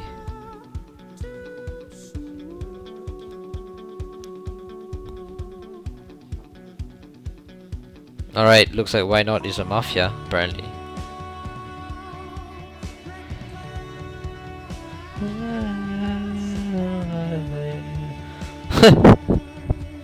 Looks like everyone's ganging up on Why Not.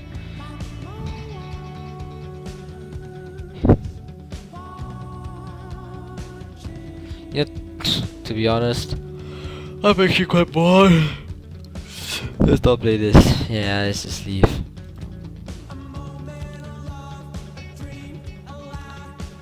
Let's do something. Let's read.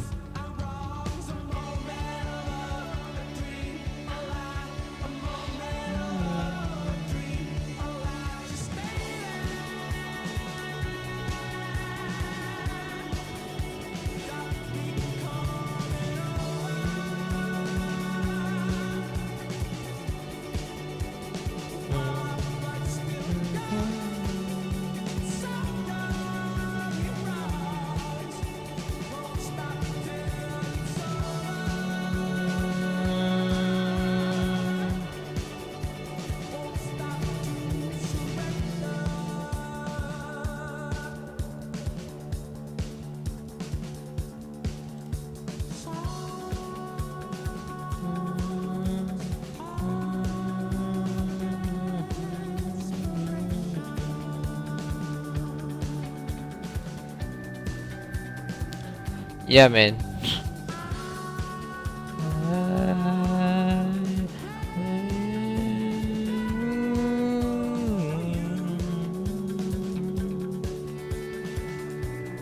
All right.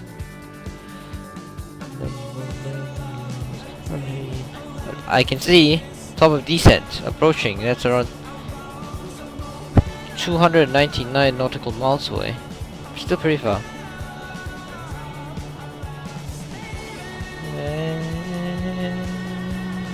Looks like the wind has changed the headwind actually, like as we pass through Europe. It's pretty interesting. And now I'm 34, probably another half hour before I reach tower descent into Tibet. It's gonna be interesting, guys, trust me.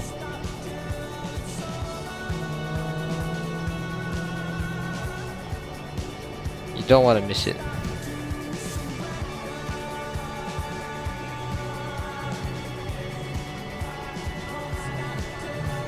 A moment.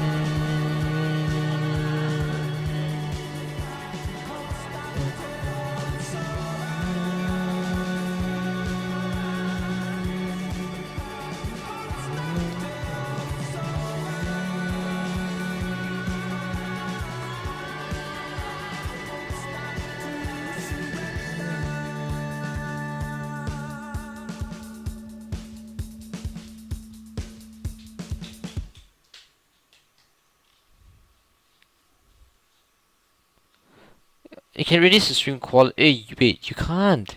Crap. Crap, yeah. Wait, I'm not pardoned, so you can't change the quality, right? Oh, shit. Is it my fault? Could be, you know. I think it's okay on my side. I don't know.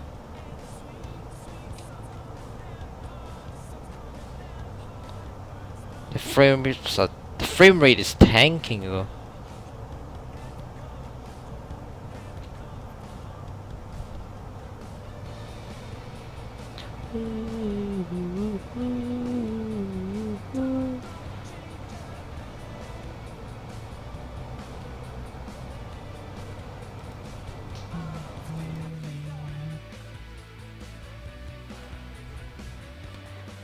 It will get very interesting very shortly. Trust me.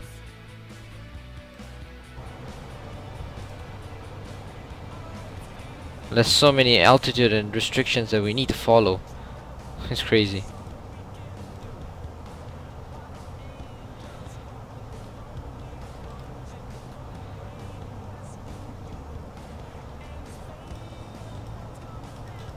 Like as we step through, you see what we're gonna do here.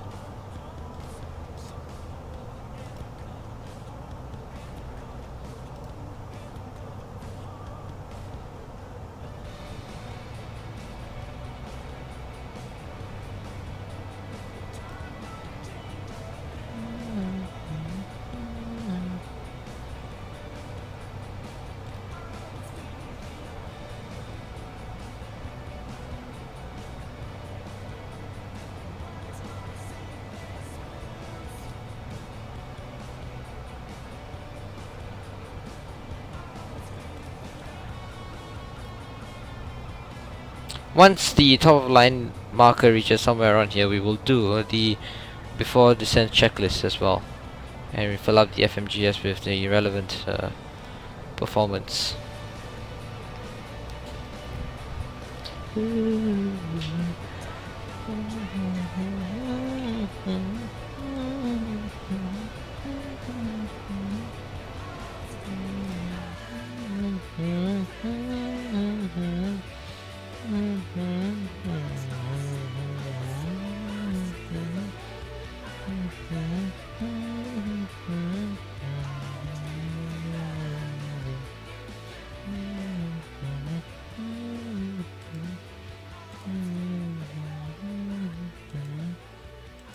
Oh yeah, good stuff, real good stuff.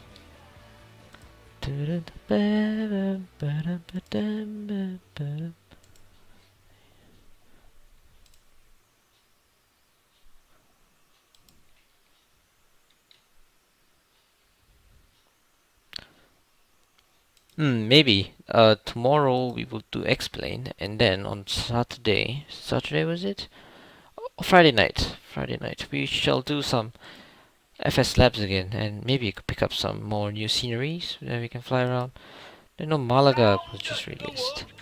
Ooh. Past the farm, turn round, back here in 30 minutes. You got it? Now get on with it.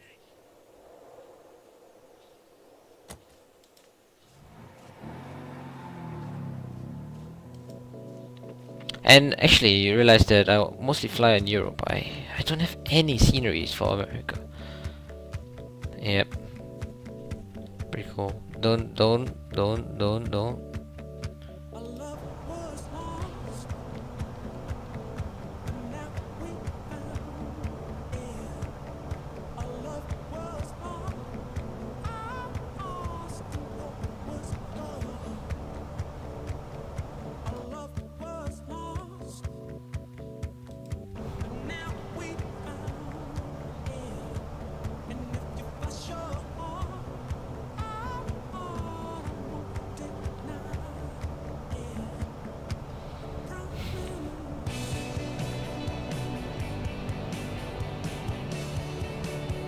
Hi. So just looking at some Druiki design. Oh my god. Difficult names to pronounce. I'm just not sure which oh! Jesus. Oh god. I had a thunderstorm and I thought thought someone followed. It's actually just a music video.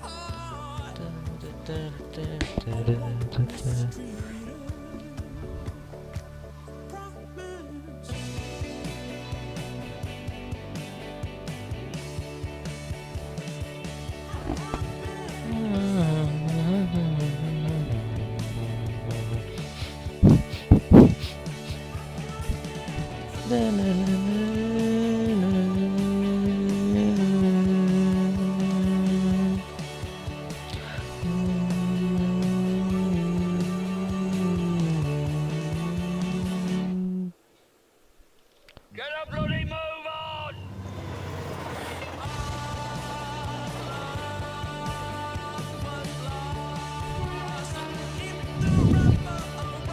Alright. Right. We can explore some interesting portions of the Flight Sim Labs A320. Oh! Oh shit, that's actually, wow, that's actually pretty good. Wow, thank you. Thanks, man. That'd be awesome if you could do it. Well, you're really living up to your name. The good guy. Good stuff. It's pretty good.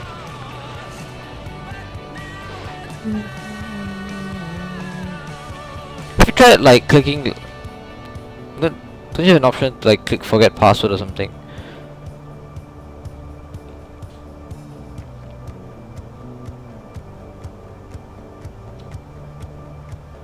Oh, that's cool. What does this do?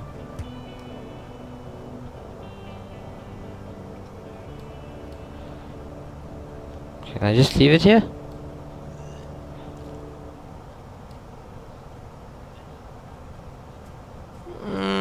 Looks like nothing's happening. Right, what if... Now it's time for our wrap-up. Let's give...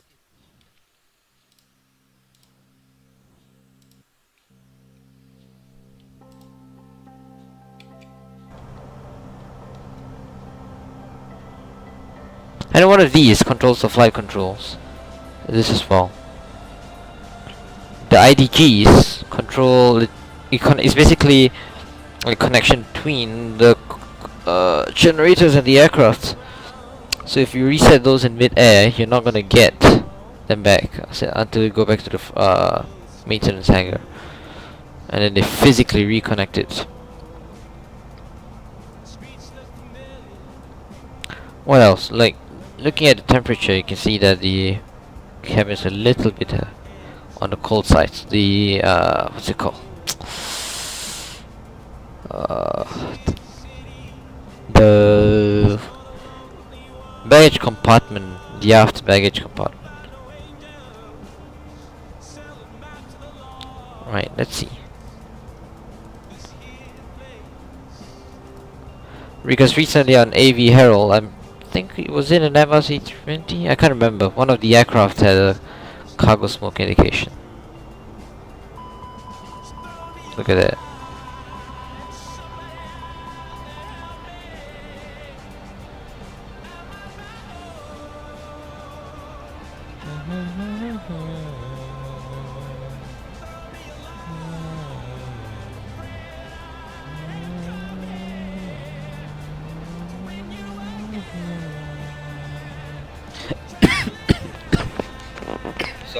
Sorry about that. Alright, just another 250 nautical miles.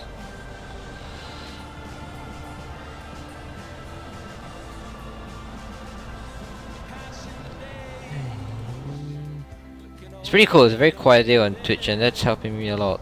Helping me out a lot. At least I'm not competing with a lot of people. Right.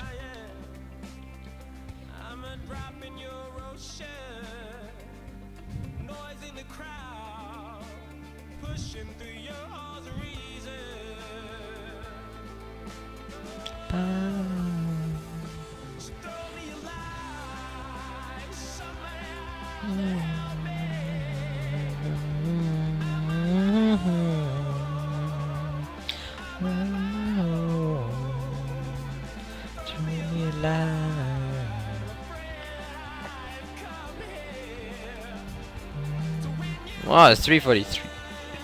Very late. 3:43 AM, guys. I'm still here. 3:43 AM. And I'm streaming. What is wrong with me?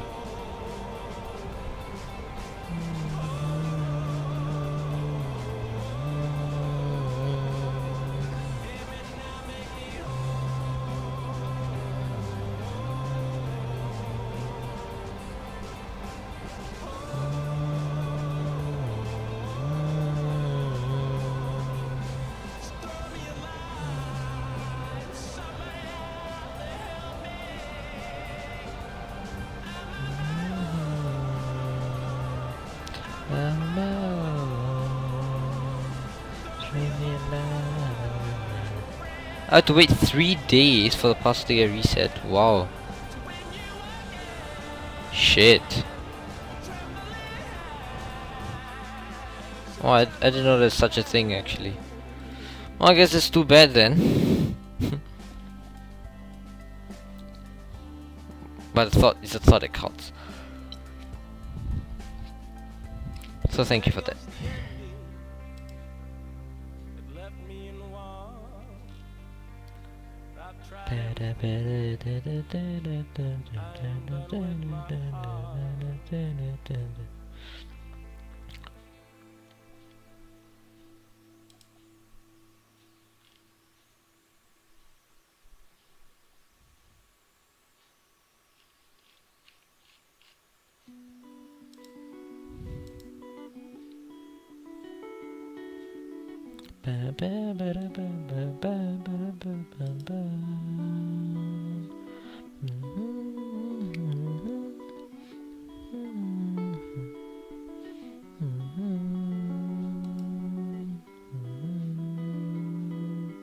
Who wants to know all that is gold is rusting? No one will know. Yeah, worth a shot, definitely. Season cease. You see, you're approaching the coastline. You can see the coastline. We're along the Adriatic coast, I believe, is that what it's called? You're gonna fly past Dubrovnik and all that famous roadside, uh, coastline airports. You can see that. That looks really good. Look at that.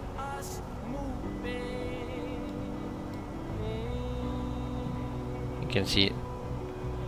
LDZD, if I'm not wrong. Isn't that Dubrovnik? No. What was... I can't remember Dubrovnik's code.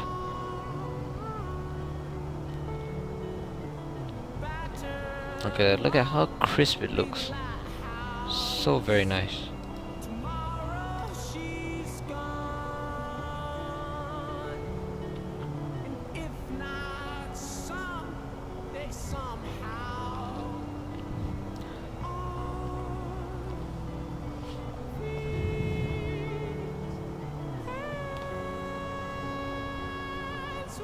Anyways, where do you live? What time is it? Over there, the good guy. Because let's say if I finish this flight and then I sleep, I'll probably be waking up at let's say 1100 GMT, something like that. Maybe I could stream then. Just keep your head low. Don't think Do the return flight back to Birmingham. Because the departure is also pretty interesting, you think about it.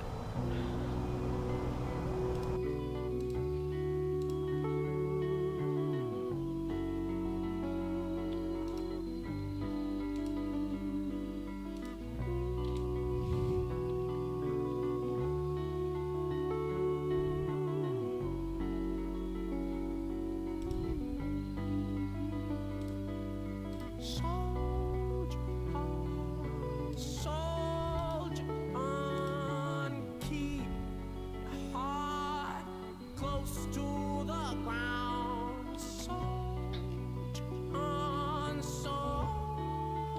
on, keep your heart close to the ground.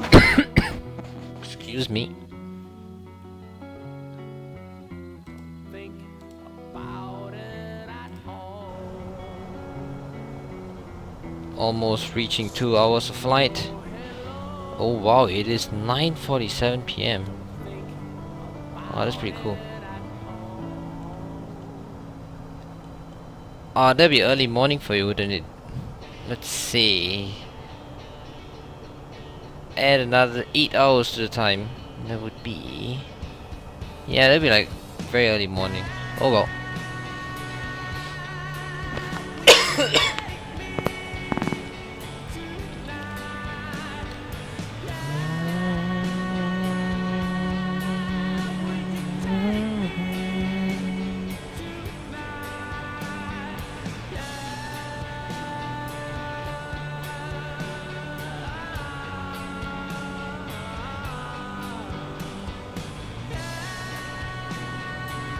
Right. Good stuff. Really good stuff.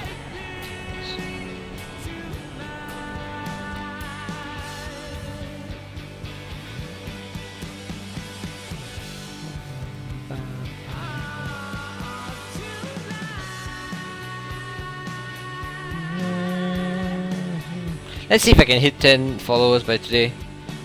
I think that'd be pretty cool. I'm getting somewhere. 10 followers would be awesome. I'm at 9.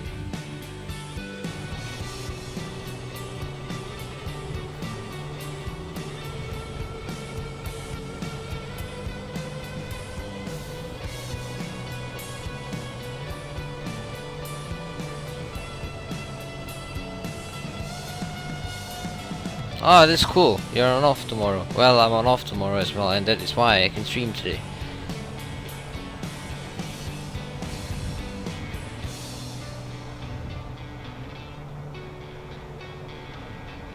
Two hours since we pushed back from the gate.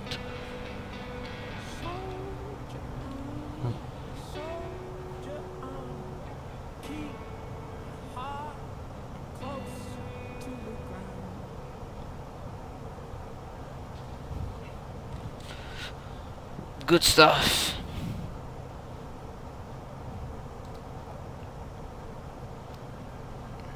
Oh, okay. Wait. If I'm not wrong, I think LDSB is Dubrovnik. Let me just check. LDSB. That is Splitsko Dal. What? What is Dubrovnik then? Dubrovnik Airport. It is LDDU. Oh my god, how did I not know that? Let's zoom out, let's check.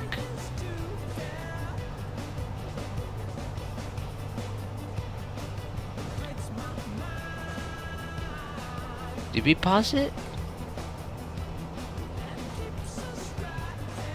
See all the Italian airports on this side.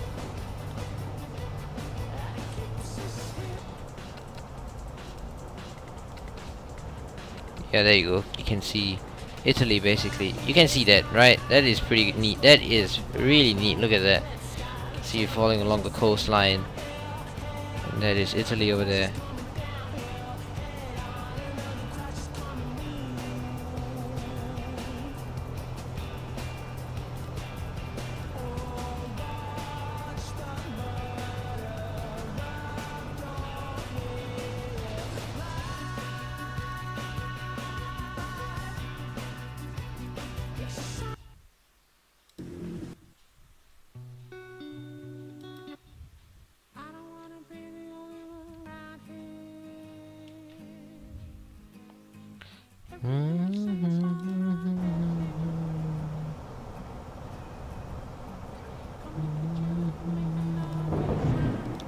Oh, what is this? What do we have here? Dead Boyza. Ooh, that's pretty interesting.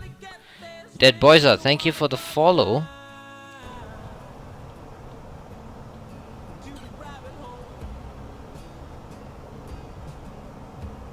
Hey, it's a cool looking name, by the way. Dead Boyza. I mean, Coolio, thank you for the follow. And I think we just hit 10 followers, didn't we? That's awesome.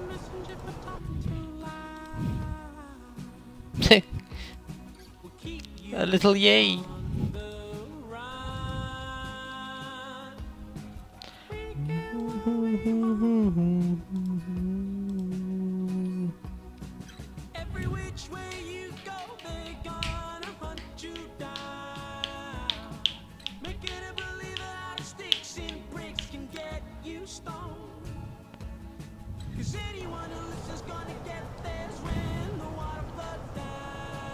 Oh man. For some reason my legs are really itchy. I don't know what it is. Hello, Dead Boyza. Good to see you around. Yeah, look at that, that's sick beats. Yeah, just about to catch the end of our flight. And we're gonna land at Tibet, the European Kitec. It's gonna be very interesting.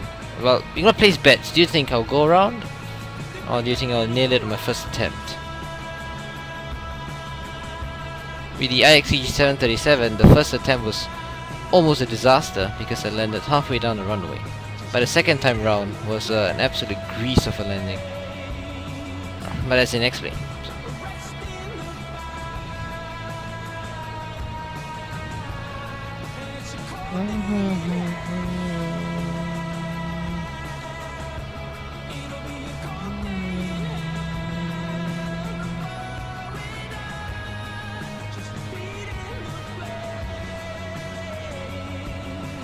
What sounds amazing?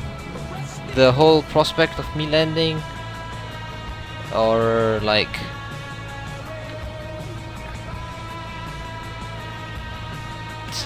the music, because music is great. Ha! Alright, since you said it, let's do it. Let's nail the landing.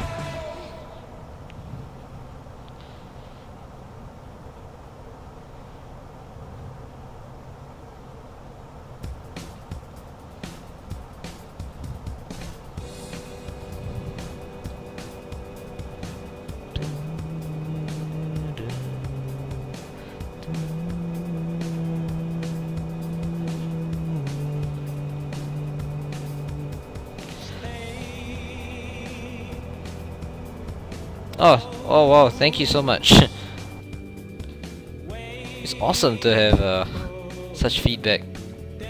Thank you.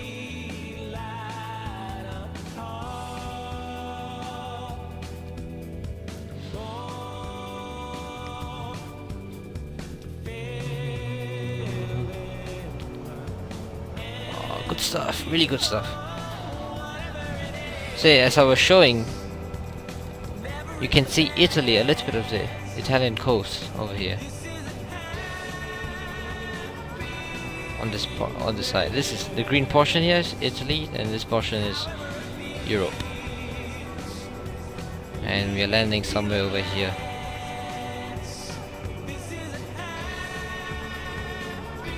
For some reason, looks like the Russians love flying into Tibet, because there are 3 or 4 planes or flights per day to Tibet from Moscow, from oh man, thank you so much.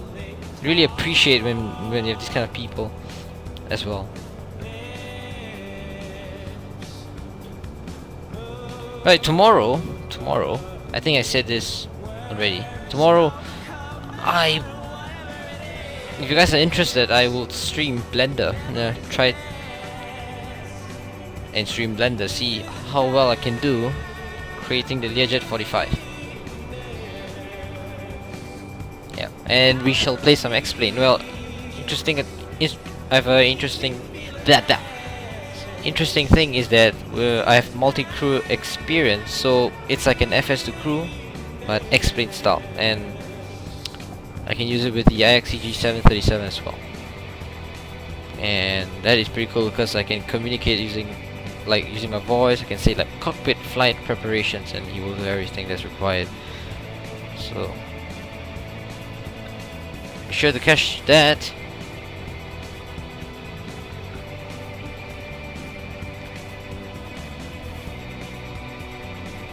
Alright, let's just take a look at the weather.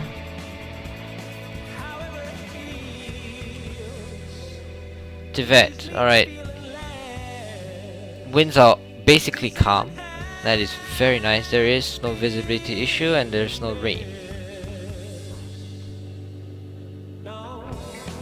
Basically, perfect conditions for landing.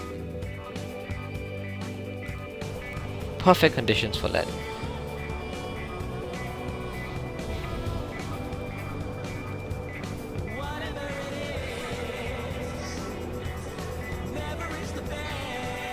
No problem, no problem.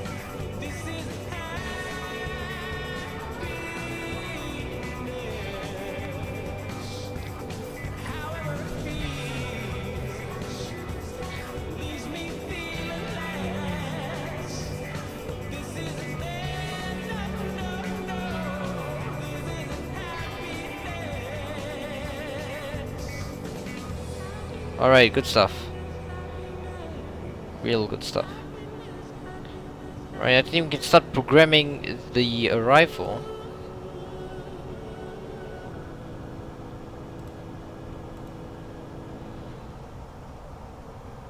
The QNH is 1017 for now. We can change it later. Temperature is 21.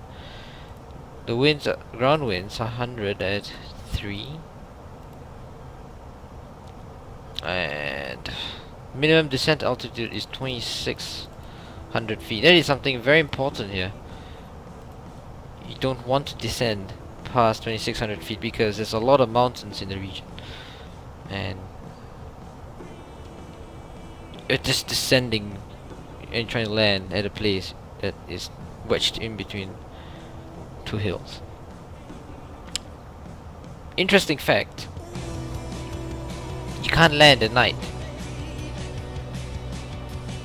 So every flight you see is usually made in the day or in the evening. You can't do much at night. Or that's what I remember seeing. Or possibly the circling approach can't be done at night. Maybe the NDB VOR approach can be done at night.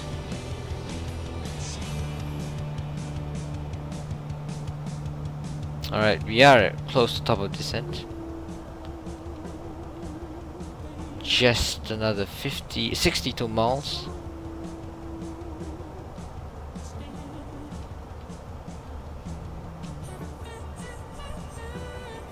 Just another 62 miles to go. 61, 60.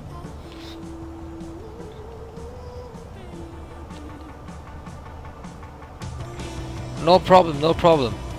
Thank you so much for popping by and following and stuff like that. Glad to have you around. Thank you so much.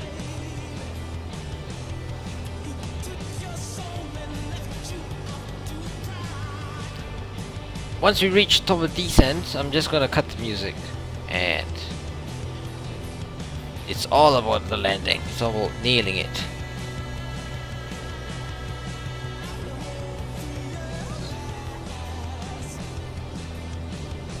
You can see the coast here.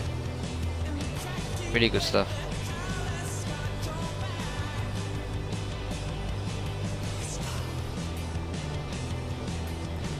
Take care, that boys are. Take care.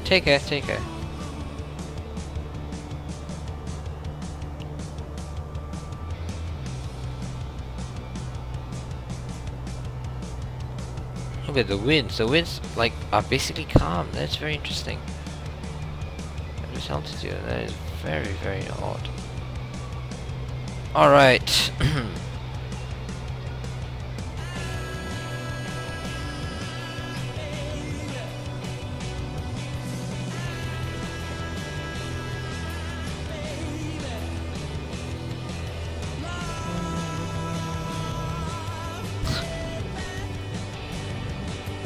That's pretty cool.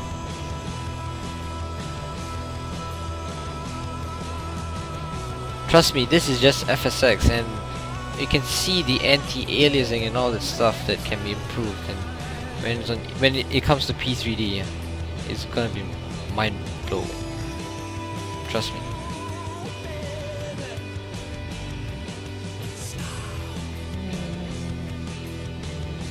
Alright, we're gonna play some hip songs. What are you doing? Lily? No! Goddamn ads. You've grown to be quite the wonder, haven't you? Okay, beautiful.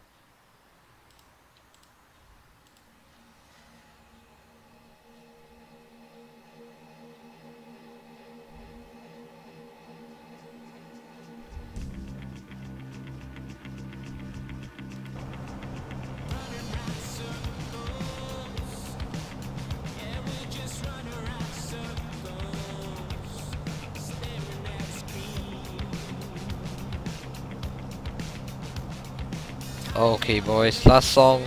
Look at the clouds.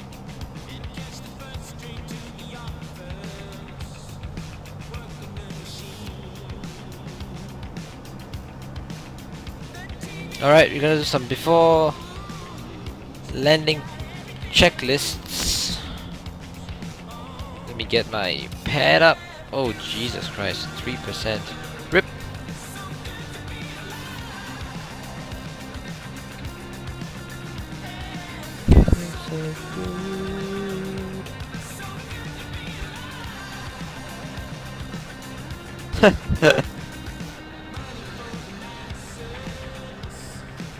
E for speed is alright. You know what? Give me a minute. I'll just grab something.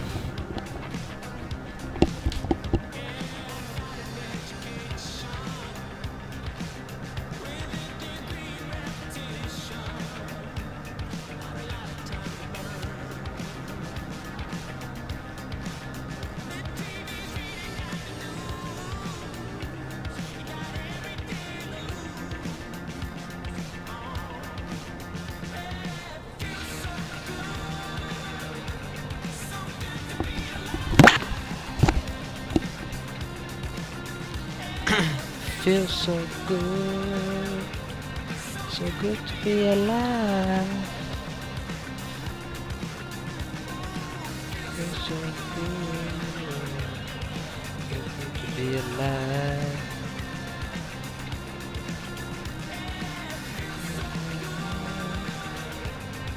So good to be alive.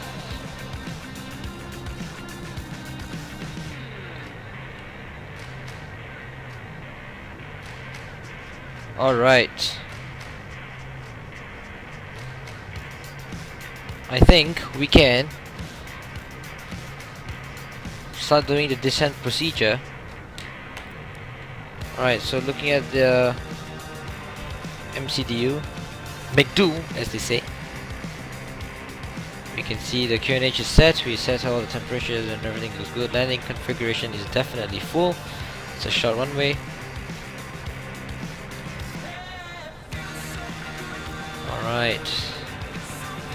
Right, everything is good. We just need to wait for a descent.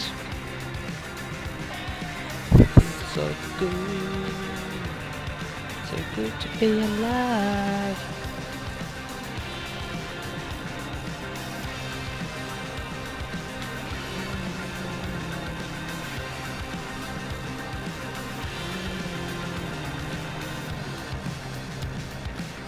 We probably need to do a lot of management of speed and of the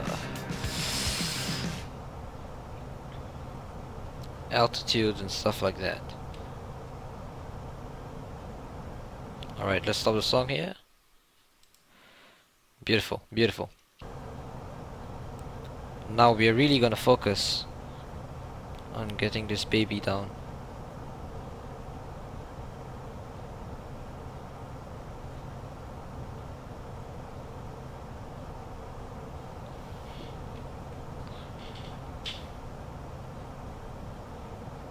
Alright, so initially we're just going to descend all the way to 10,000 feet.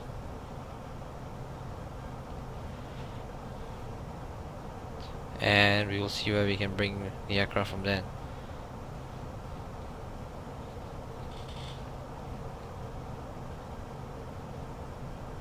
All the indications look fine. No issues whatsoever so far. Apparently, even if you don't set any failures, you might get some. Just by the virtue that the computers just might fail. They just do.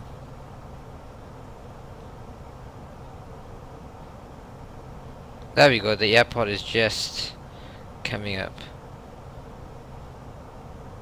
And so we can start a descent. We're just gonna start a slow descent.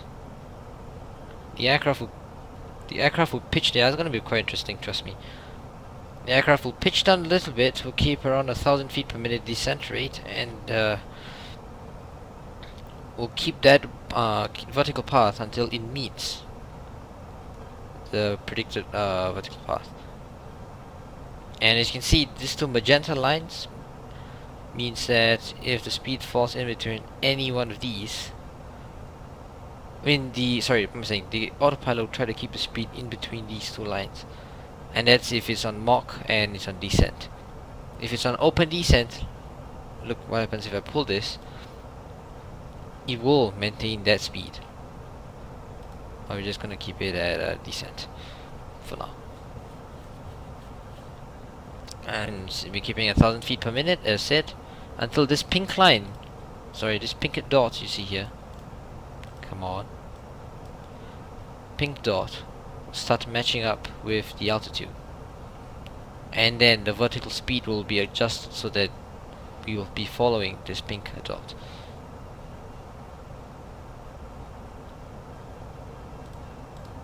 Let's take some outside view.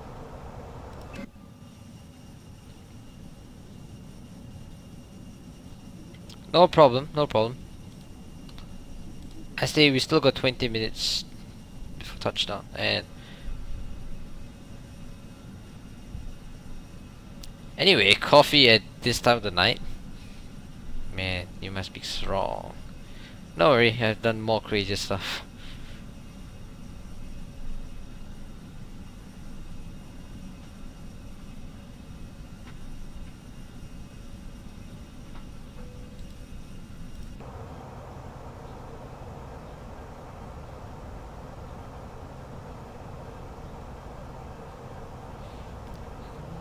Look at that. That's looking pretty good.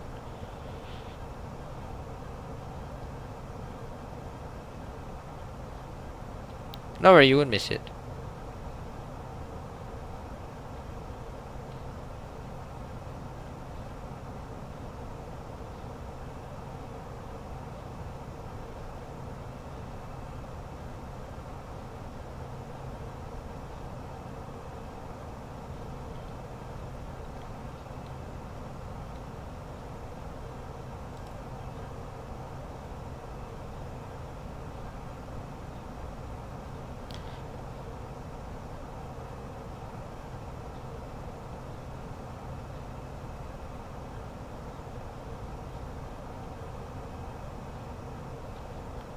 Right, I think we are gonna change the approach just a little bit.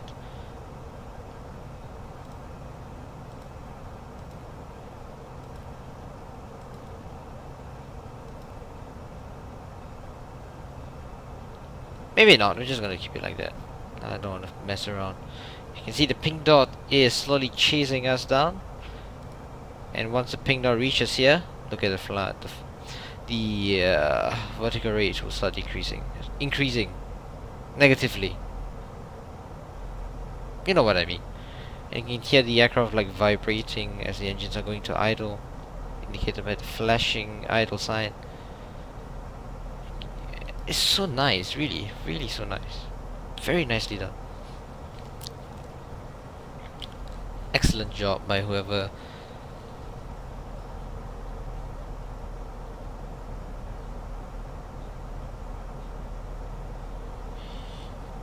sound engineers are really important nowadays.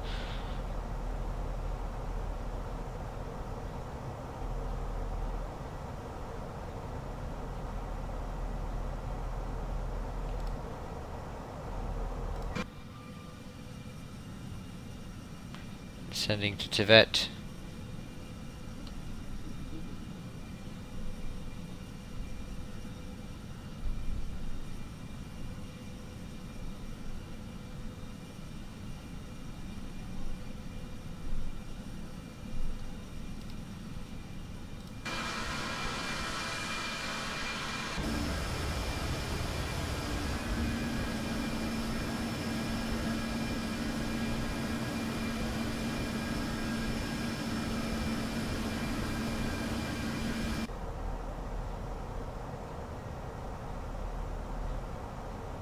Rip.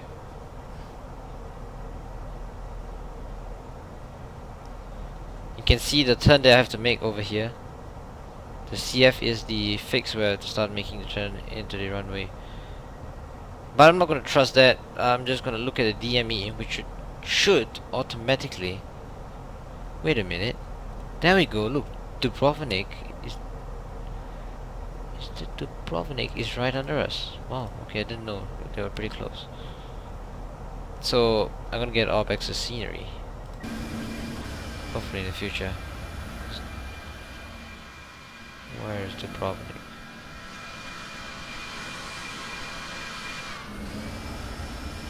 There we go. Wait a minute. There we go. That's Dubrovnik Airport, right in front of our nose.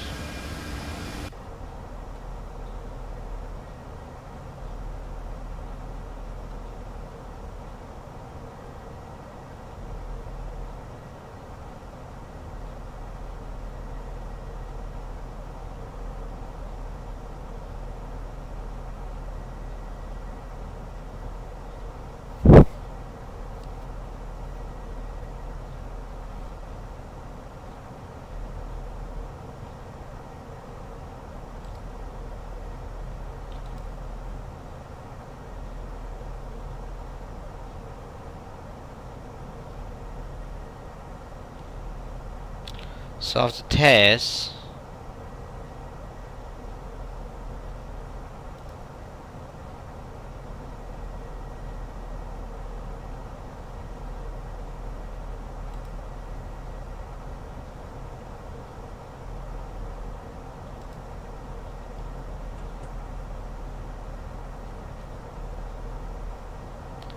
alright. What we're gonna do is after we pass test, we're gonna do heading select, and we're gonna select a heading of 303,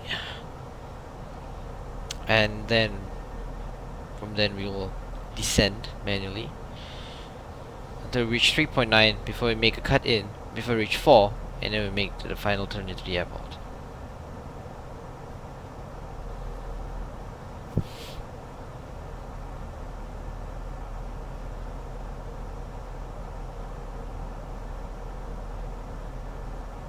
There you go, that's where Tibet is. Should be.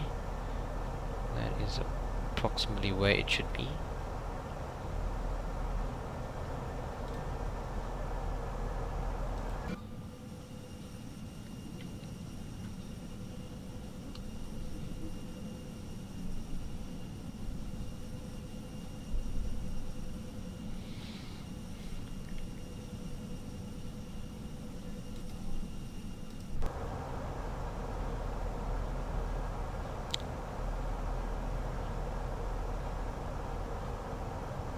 Hopefully it should auto-tune into the Tibet VOR.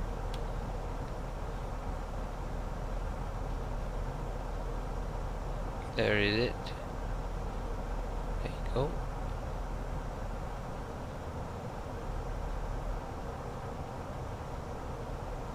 Right, we're gonna descend all the way down to 5,000 feet.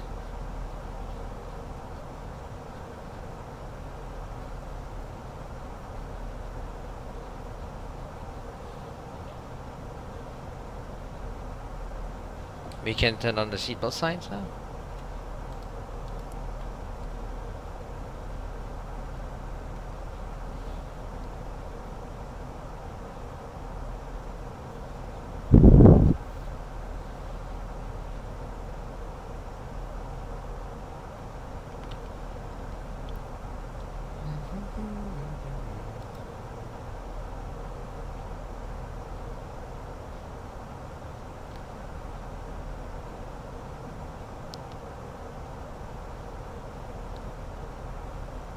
This is one. Honestly, I love flying into this airport. So it provides a challenge rather than a typical ILS standard approach into an airport. Hand flying the aircraft to the touchdown point is very satisfying, and then you have this, which is extremely difficult, which makes it even more satisfying.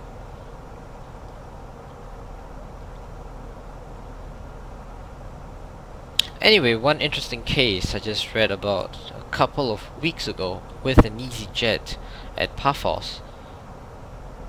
Oh, awesome. Right, so basically the co-pilot puts it in open descent mode, which is when I pull this, it goes to open descent, and when it goes to open descent, it makes the engine go to idle, and this throttle idle will be displayed. And then they decide to go visual, so they disconnect the autopilot, but what they fail to do is to disconnect the flight director. When you don't disconnect the flight director, the airplane assumes you're still flying the open descent throttle idle mode, and you're supposed to follow the flight directors, but they didn't know, so they just continued carrying on with their own merry way, not realizing that the auto throttle is still at idle. It is not trying to keep a speed, it's just trying to keep it at idle. So the plane nearly stalled, and they had to go around and do all kinds of funny stuff. All because this flight director wasn't switched off. Yeah, that's pretty eye-opening. Alright, we are reaching 250 knots. We can bring on the landing lights.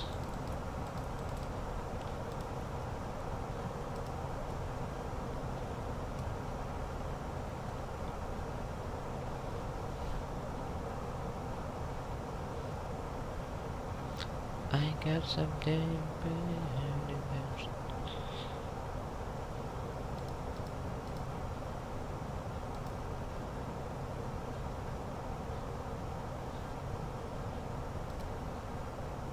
All right.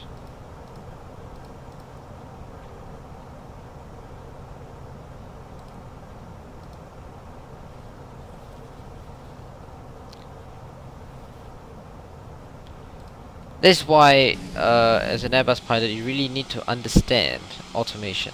You know, basically, what happens is that the test NDB is somewhere over here. Then I'll overfly this hill, down, and cut through this valley, right over this small patch of water, and it will land in. This sounds pretty bad, right? You have to go through past this hill, cut through here, make a turn, and land. So it's extremely fun.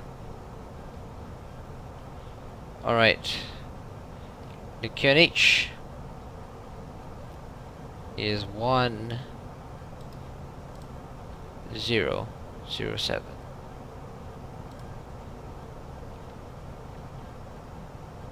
Alright, beautiful.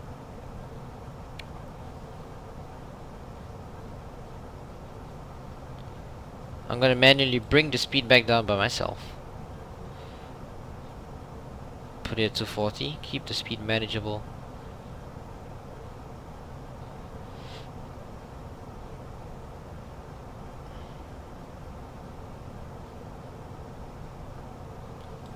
We're gonna keep heading select as well.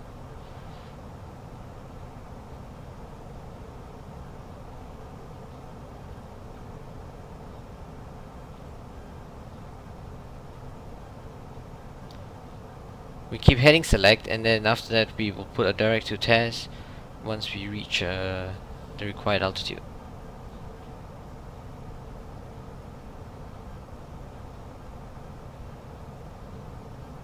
And now we're just gonna put it at the minimum descent altitude.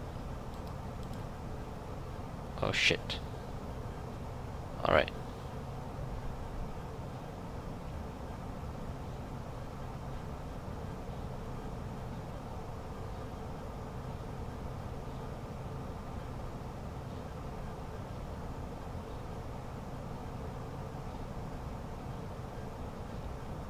A lot of focus is required here.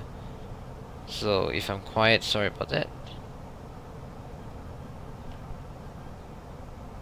Alright, we're gonna bring the speed back.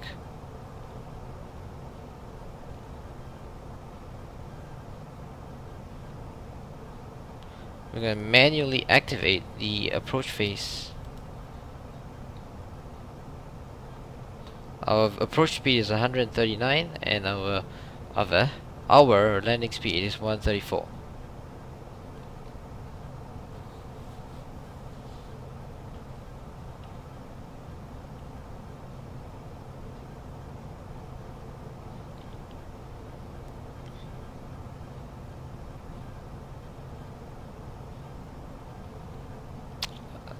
Speed brakes will be useful.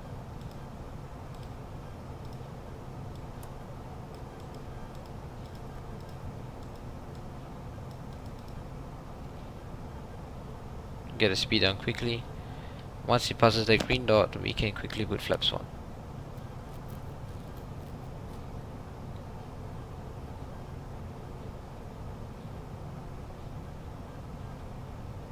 For now, only the slats will extend. Once it goes past S, it will extend the flaps as well. I think it's safe for us to put a direct to.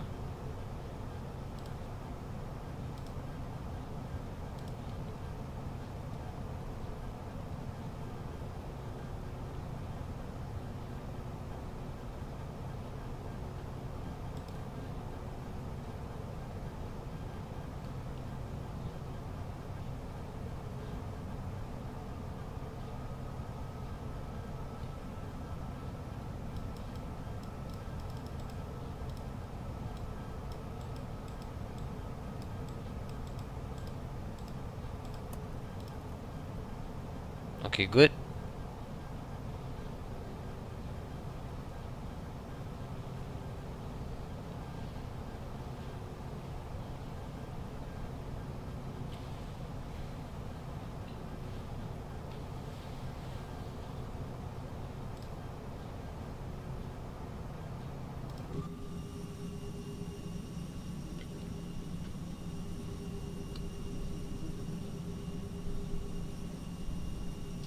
the wing flex is really nice on this aircraft.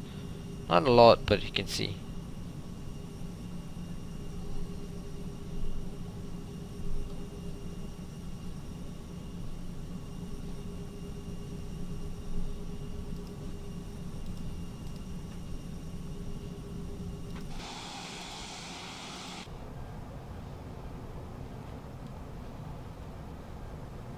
See all the high terrain here.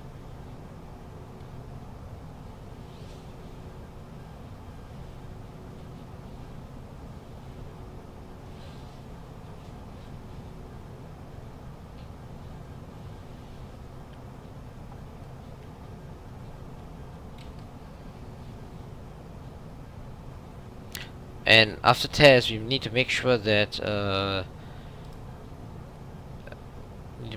we 100 above. whoa, 100 above. All right, okay. We need to make sure that we are fully configured for landing. Minimum.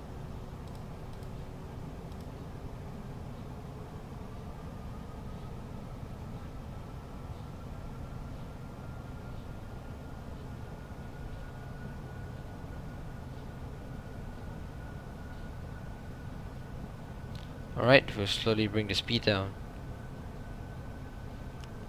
Flaps 2.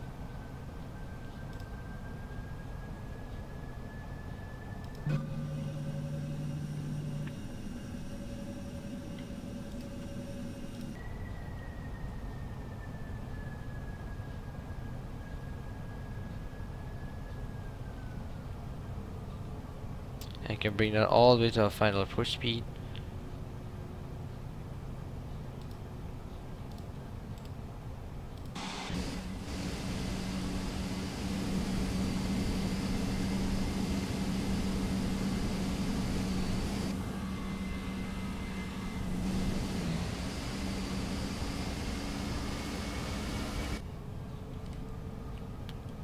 Flaps 3. Gear can come down. And this can go to taxi. Sorry, takeoff.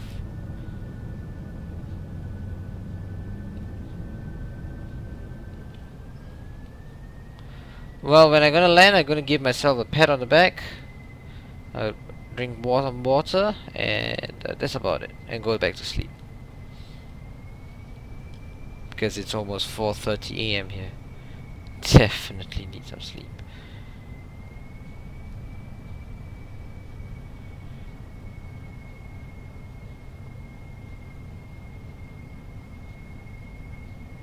Wow, it's really foggy here.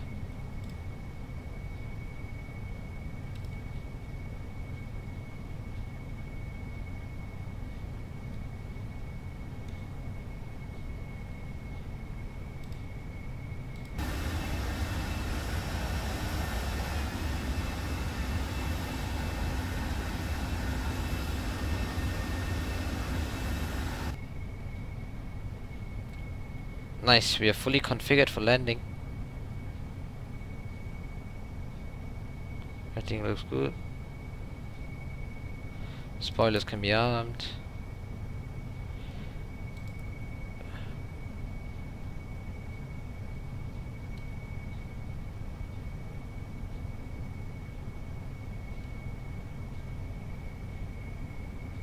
Right, beautiful.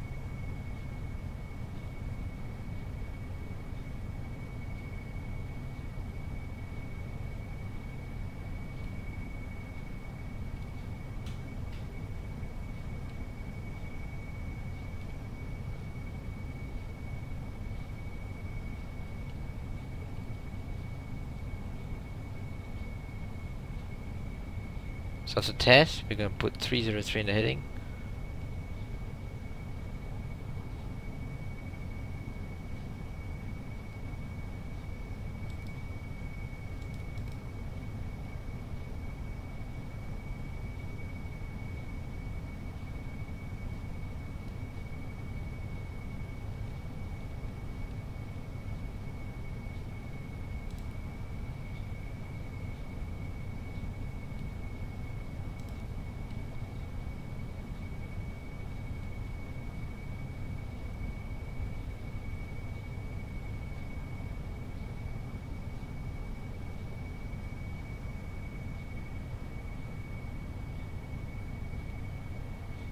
utmost focus here.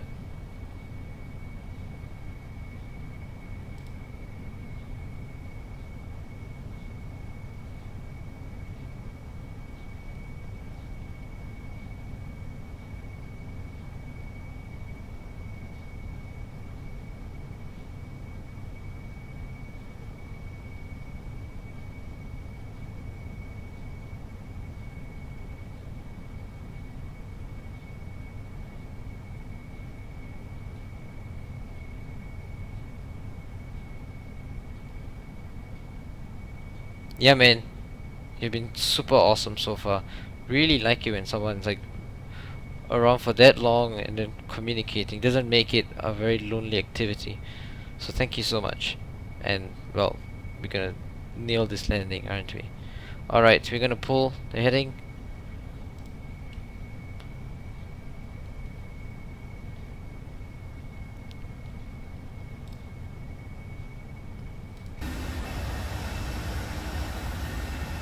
It's the airport there. Just gonna fly over the lagoon to cut back in.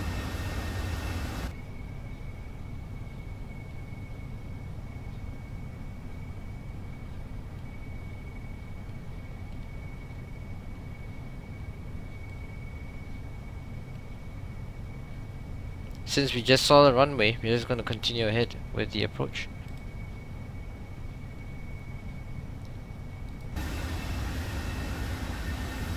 There we go. Just our visual.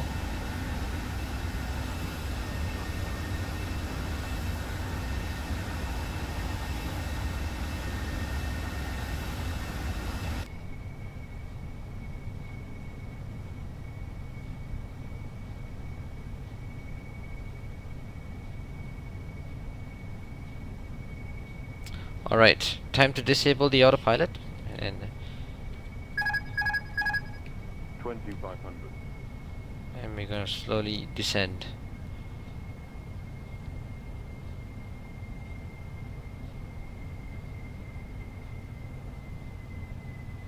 Look, the before landing checklist is complete. Flaps down, landing gear down, no blue in the ECAM.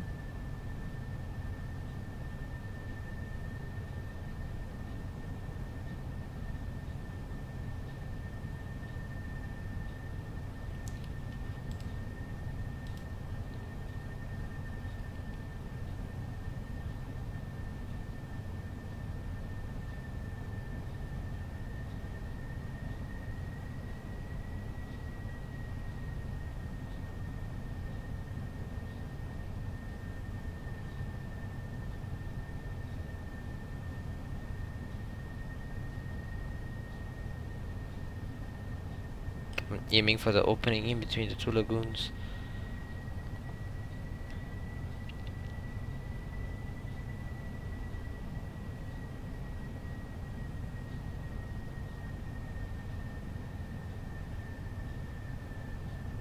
Alright, we can turn.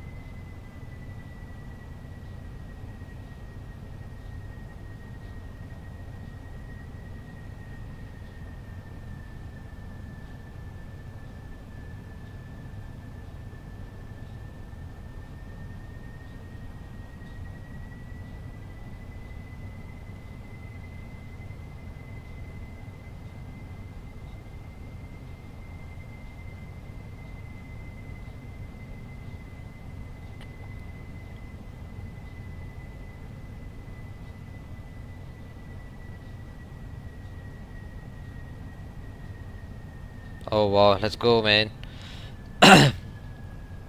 Intense focus. Intense focus.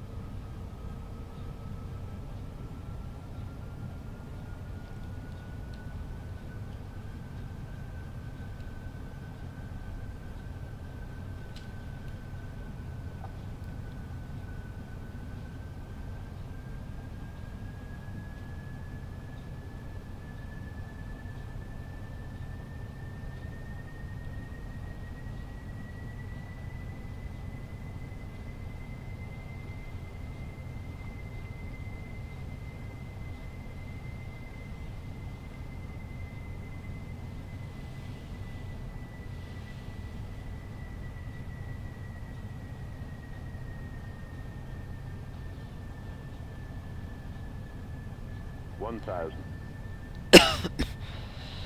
TA only?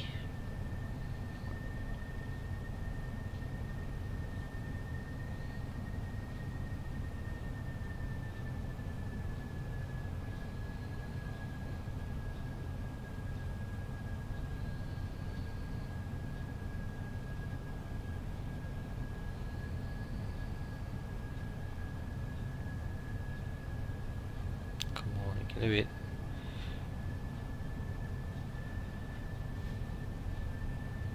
Get as close as possible. Get as close as possible. 1,000. Alright, let's make the turn.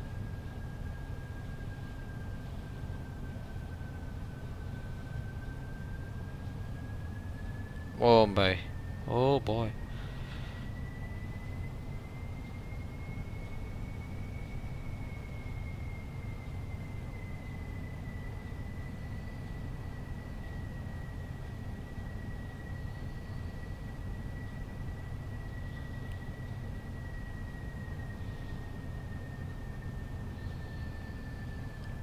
Very low, very low.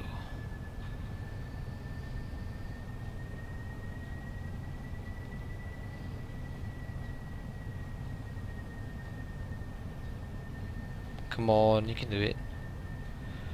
Where's the runway? Okay, good, good, good, good, good, good, good, good. We can do this. 500.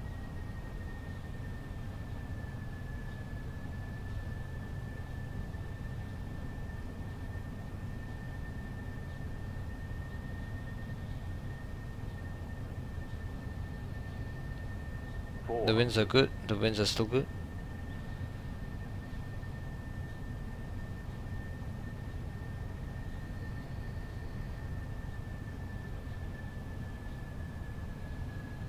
300. Bang on the glide slope.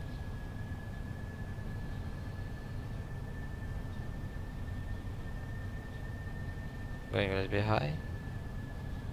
200.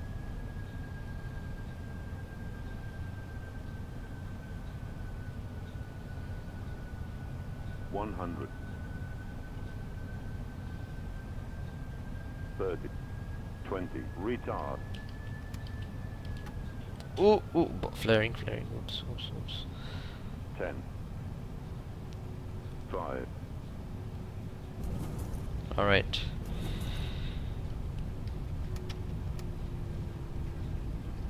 There we go. 80 knots. Alright, auto brakes off. Welcome to Tibet. Jesus, well we did float quite badly, but well, we're in one piece. We're in one piece. Alright. Time to bring all the flaps up. We can ditch the landing lights. Taxi, runway turn off can go on. We can start the EPU.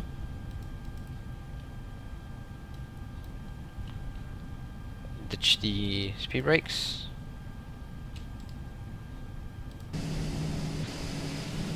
Welcome to Tibet. This is a freeway scenery by Sky High Sims. It looks pretty decent. And we can turn off. We can turn off the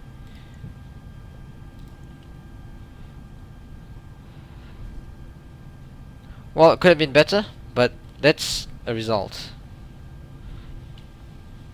That's a result of not enough practice with the A320 trying to land. It's a little bit troublesome. Yep, it's been a long flight. Yep, thanks for reminding. We should stop the clock.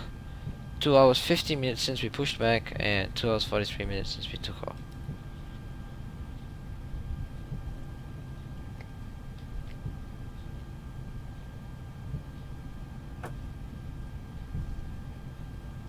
Alright, the brakes. Let's see how the brakes are.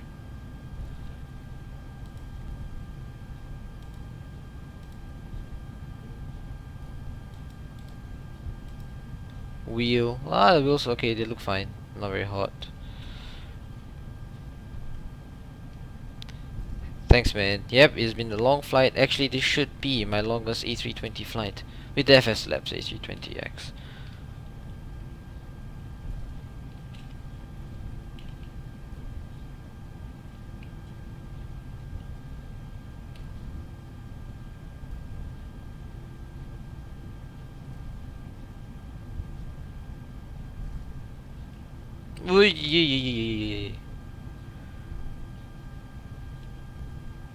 Steering can be a little bit sensitive here.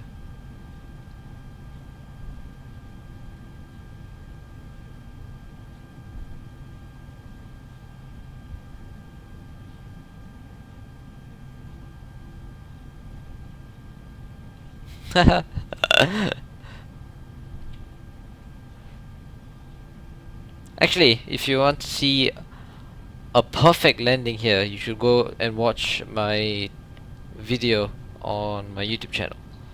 Should have linked it below. Trust me, the one that I did with the IXG 737, oh my god, that was absolutely bang on, spot on. It was 100 times better than this landing.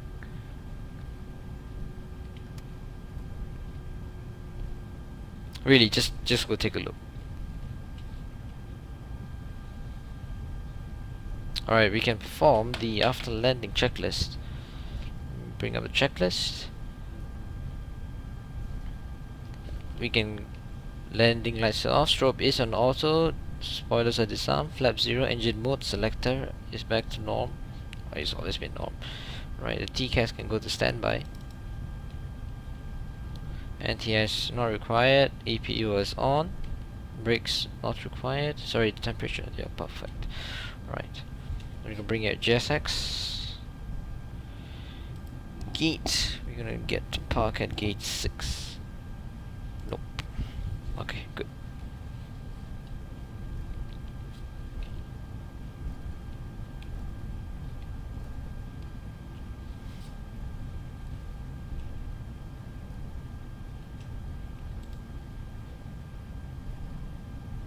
Oh look, our brakes are actually quite hot. Right, just gonna turn the brake fans on.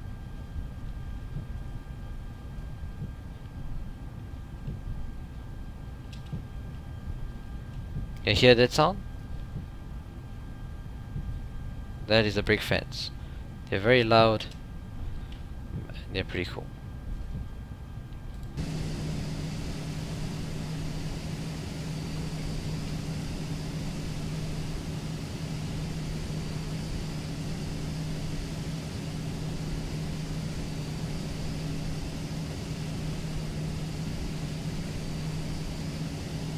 There's a major expressway that runs along the airport here.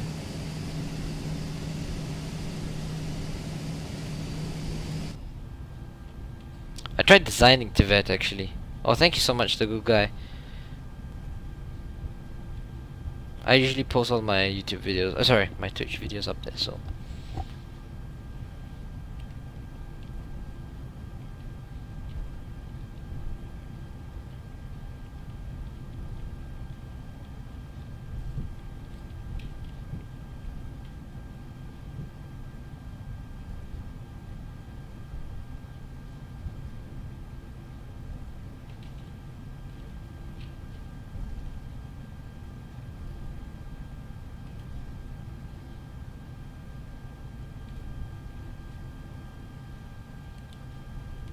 Oh shit!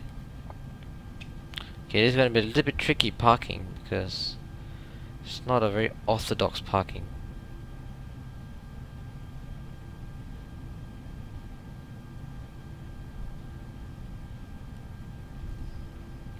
So I'm gonna take it very slowly.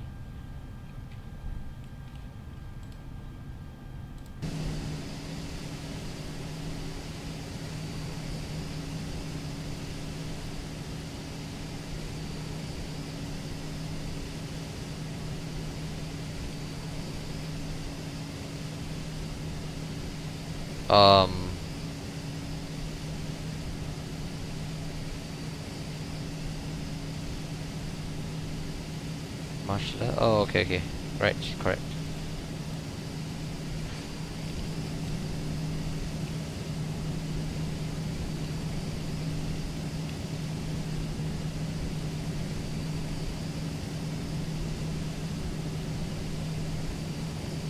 Damn it! Loader, what the hell are you doing? Oh man. Oh my god. It just got sucked into it.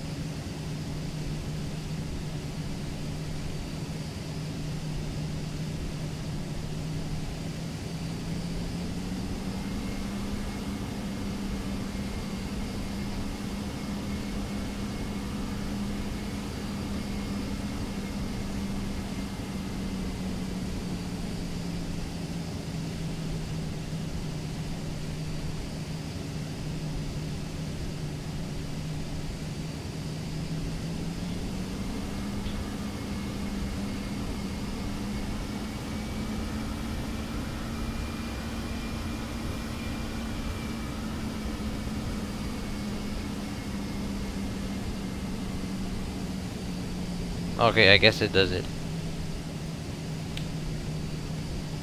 Let's go into the virtual cockpit and we can set the parking brakes and we can cut the engine. Alright, brilliant. Disarming slides.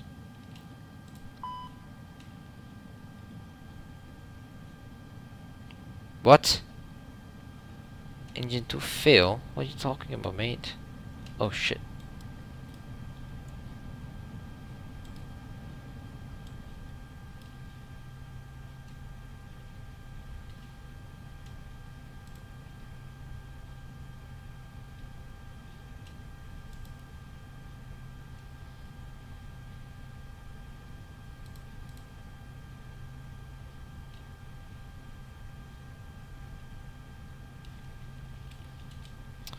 Twelve.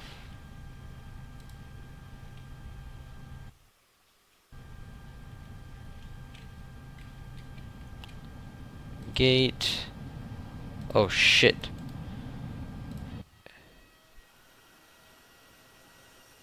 Are they not gonna service me? Oh my god. Man, let's just open the doors.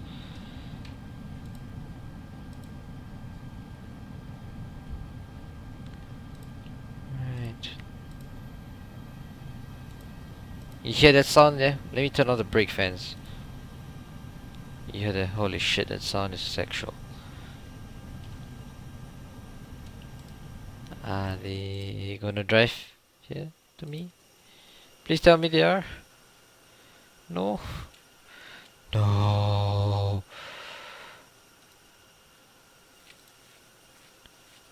Actually, you know what? I'm just gonna do it. Alright. Apparently, that's how I'm supposed to be parked. Curious. Interesting. Alright, request deboarding. Well, thank you. It has been a lot of fun as well. I mean, excellent.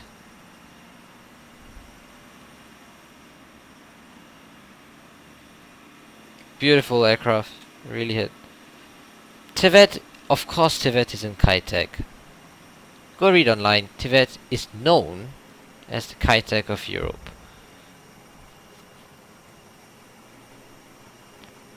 It's just like a nickname, you know. Obviously it's in Kitec. I mean, Kitec's in freaking Hong Kong, for God's sake.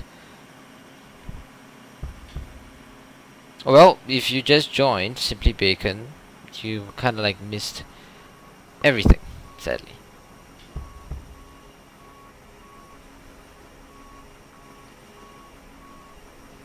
So odd to have a Wizz Air thingy coming out of an EasyJet aircraft.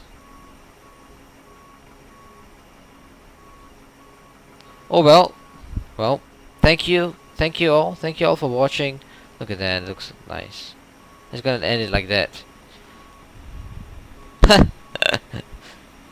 Well, that's true. Oh well, thank you guys, thank you so much for watching. The good guy, thank you so much for your support. You've been here almost the whole stream. Appreciate it. Really appreciate it. do catch me tomorrow as well. Probably be streaming X-Plane tomorrow.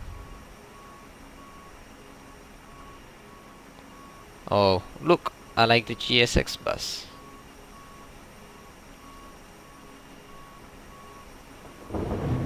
Oh, whoa, okay. Who is that? Simply Bacon. Oh, okay, that's cool. Awesome.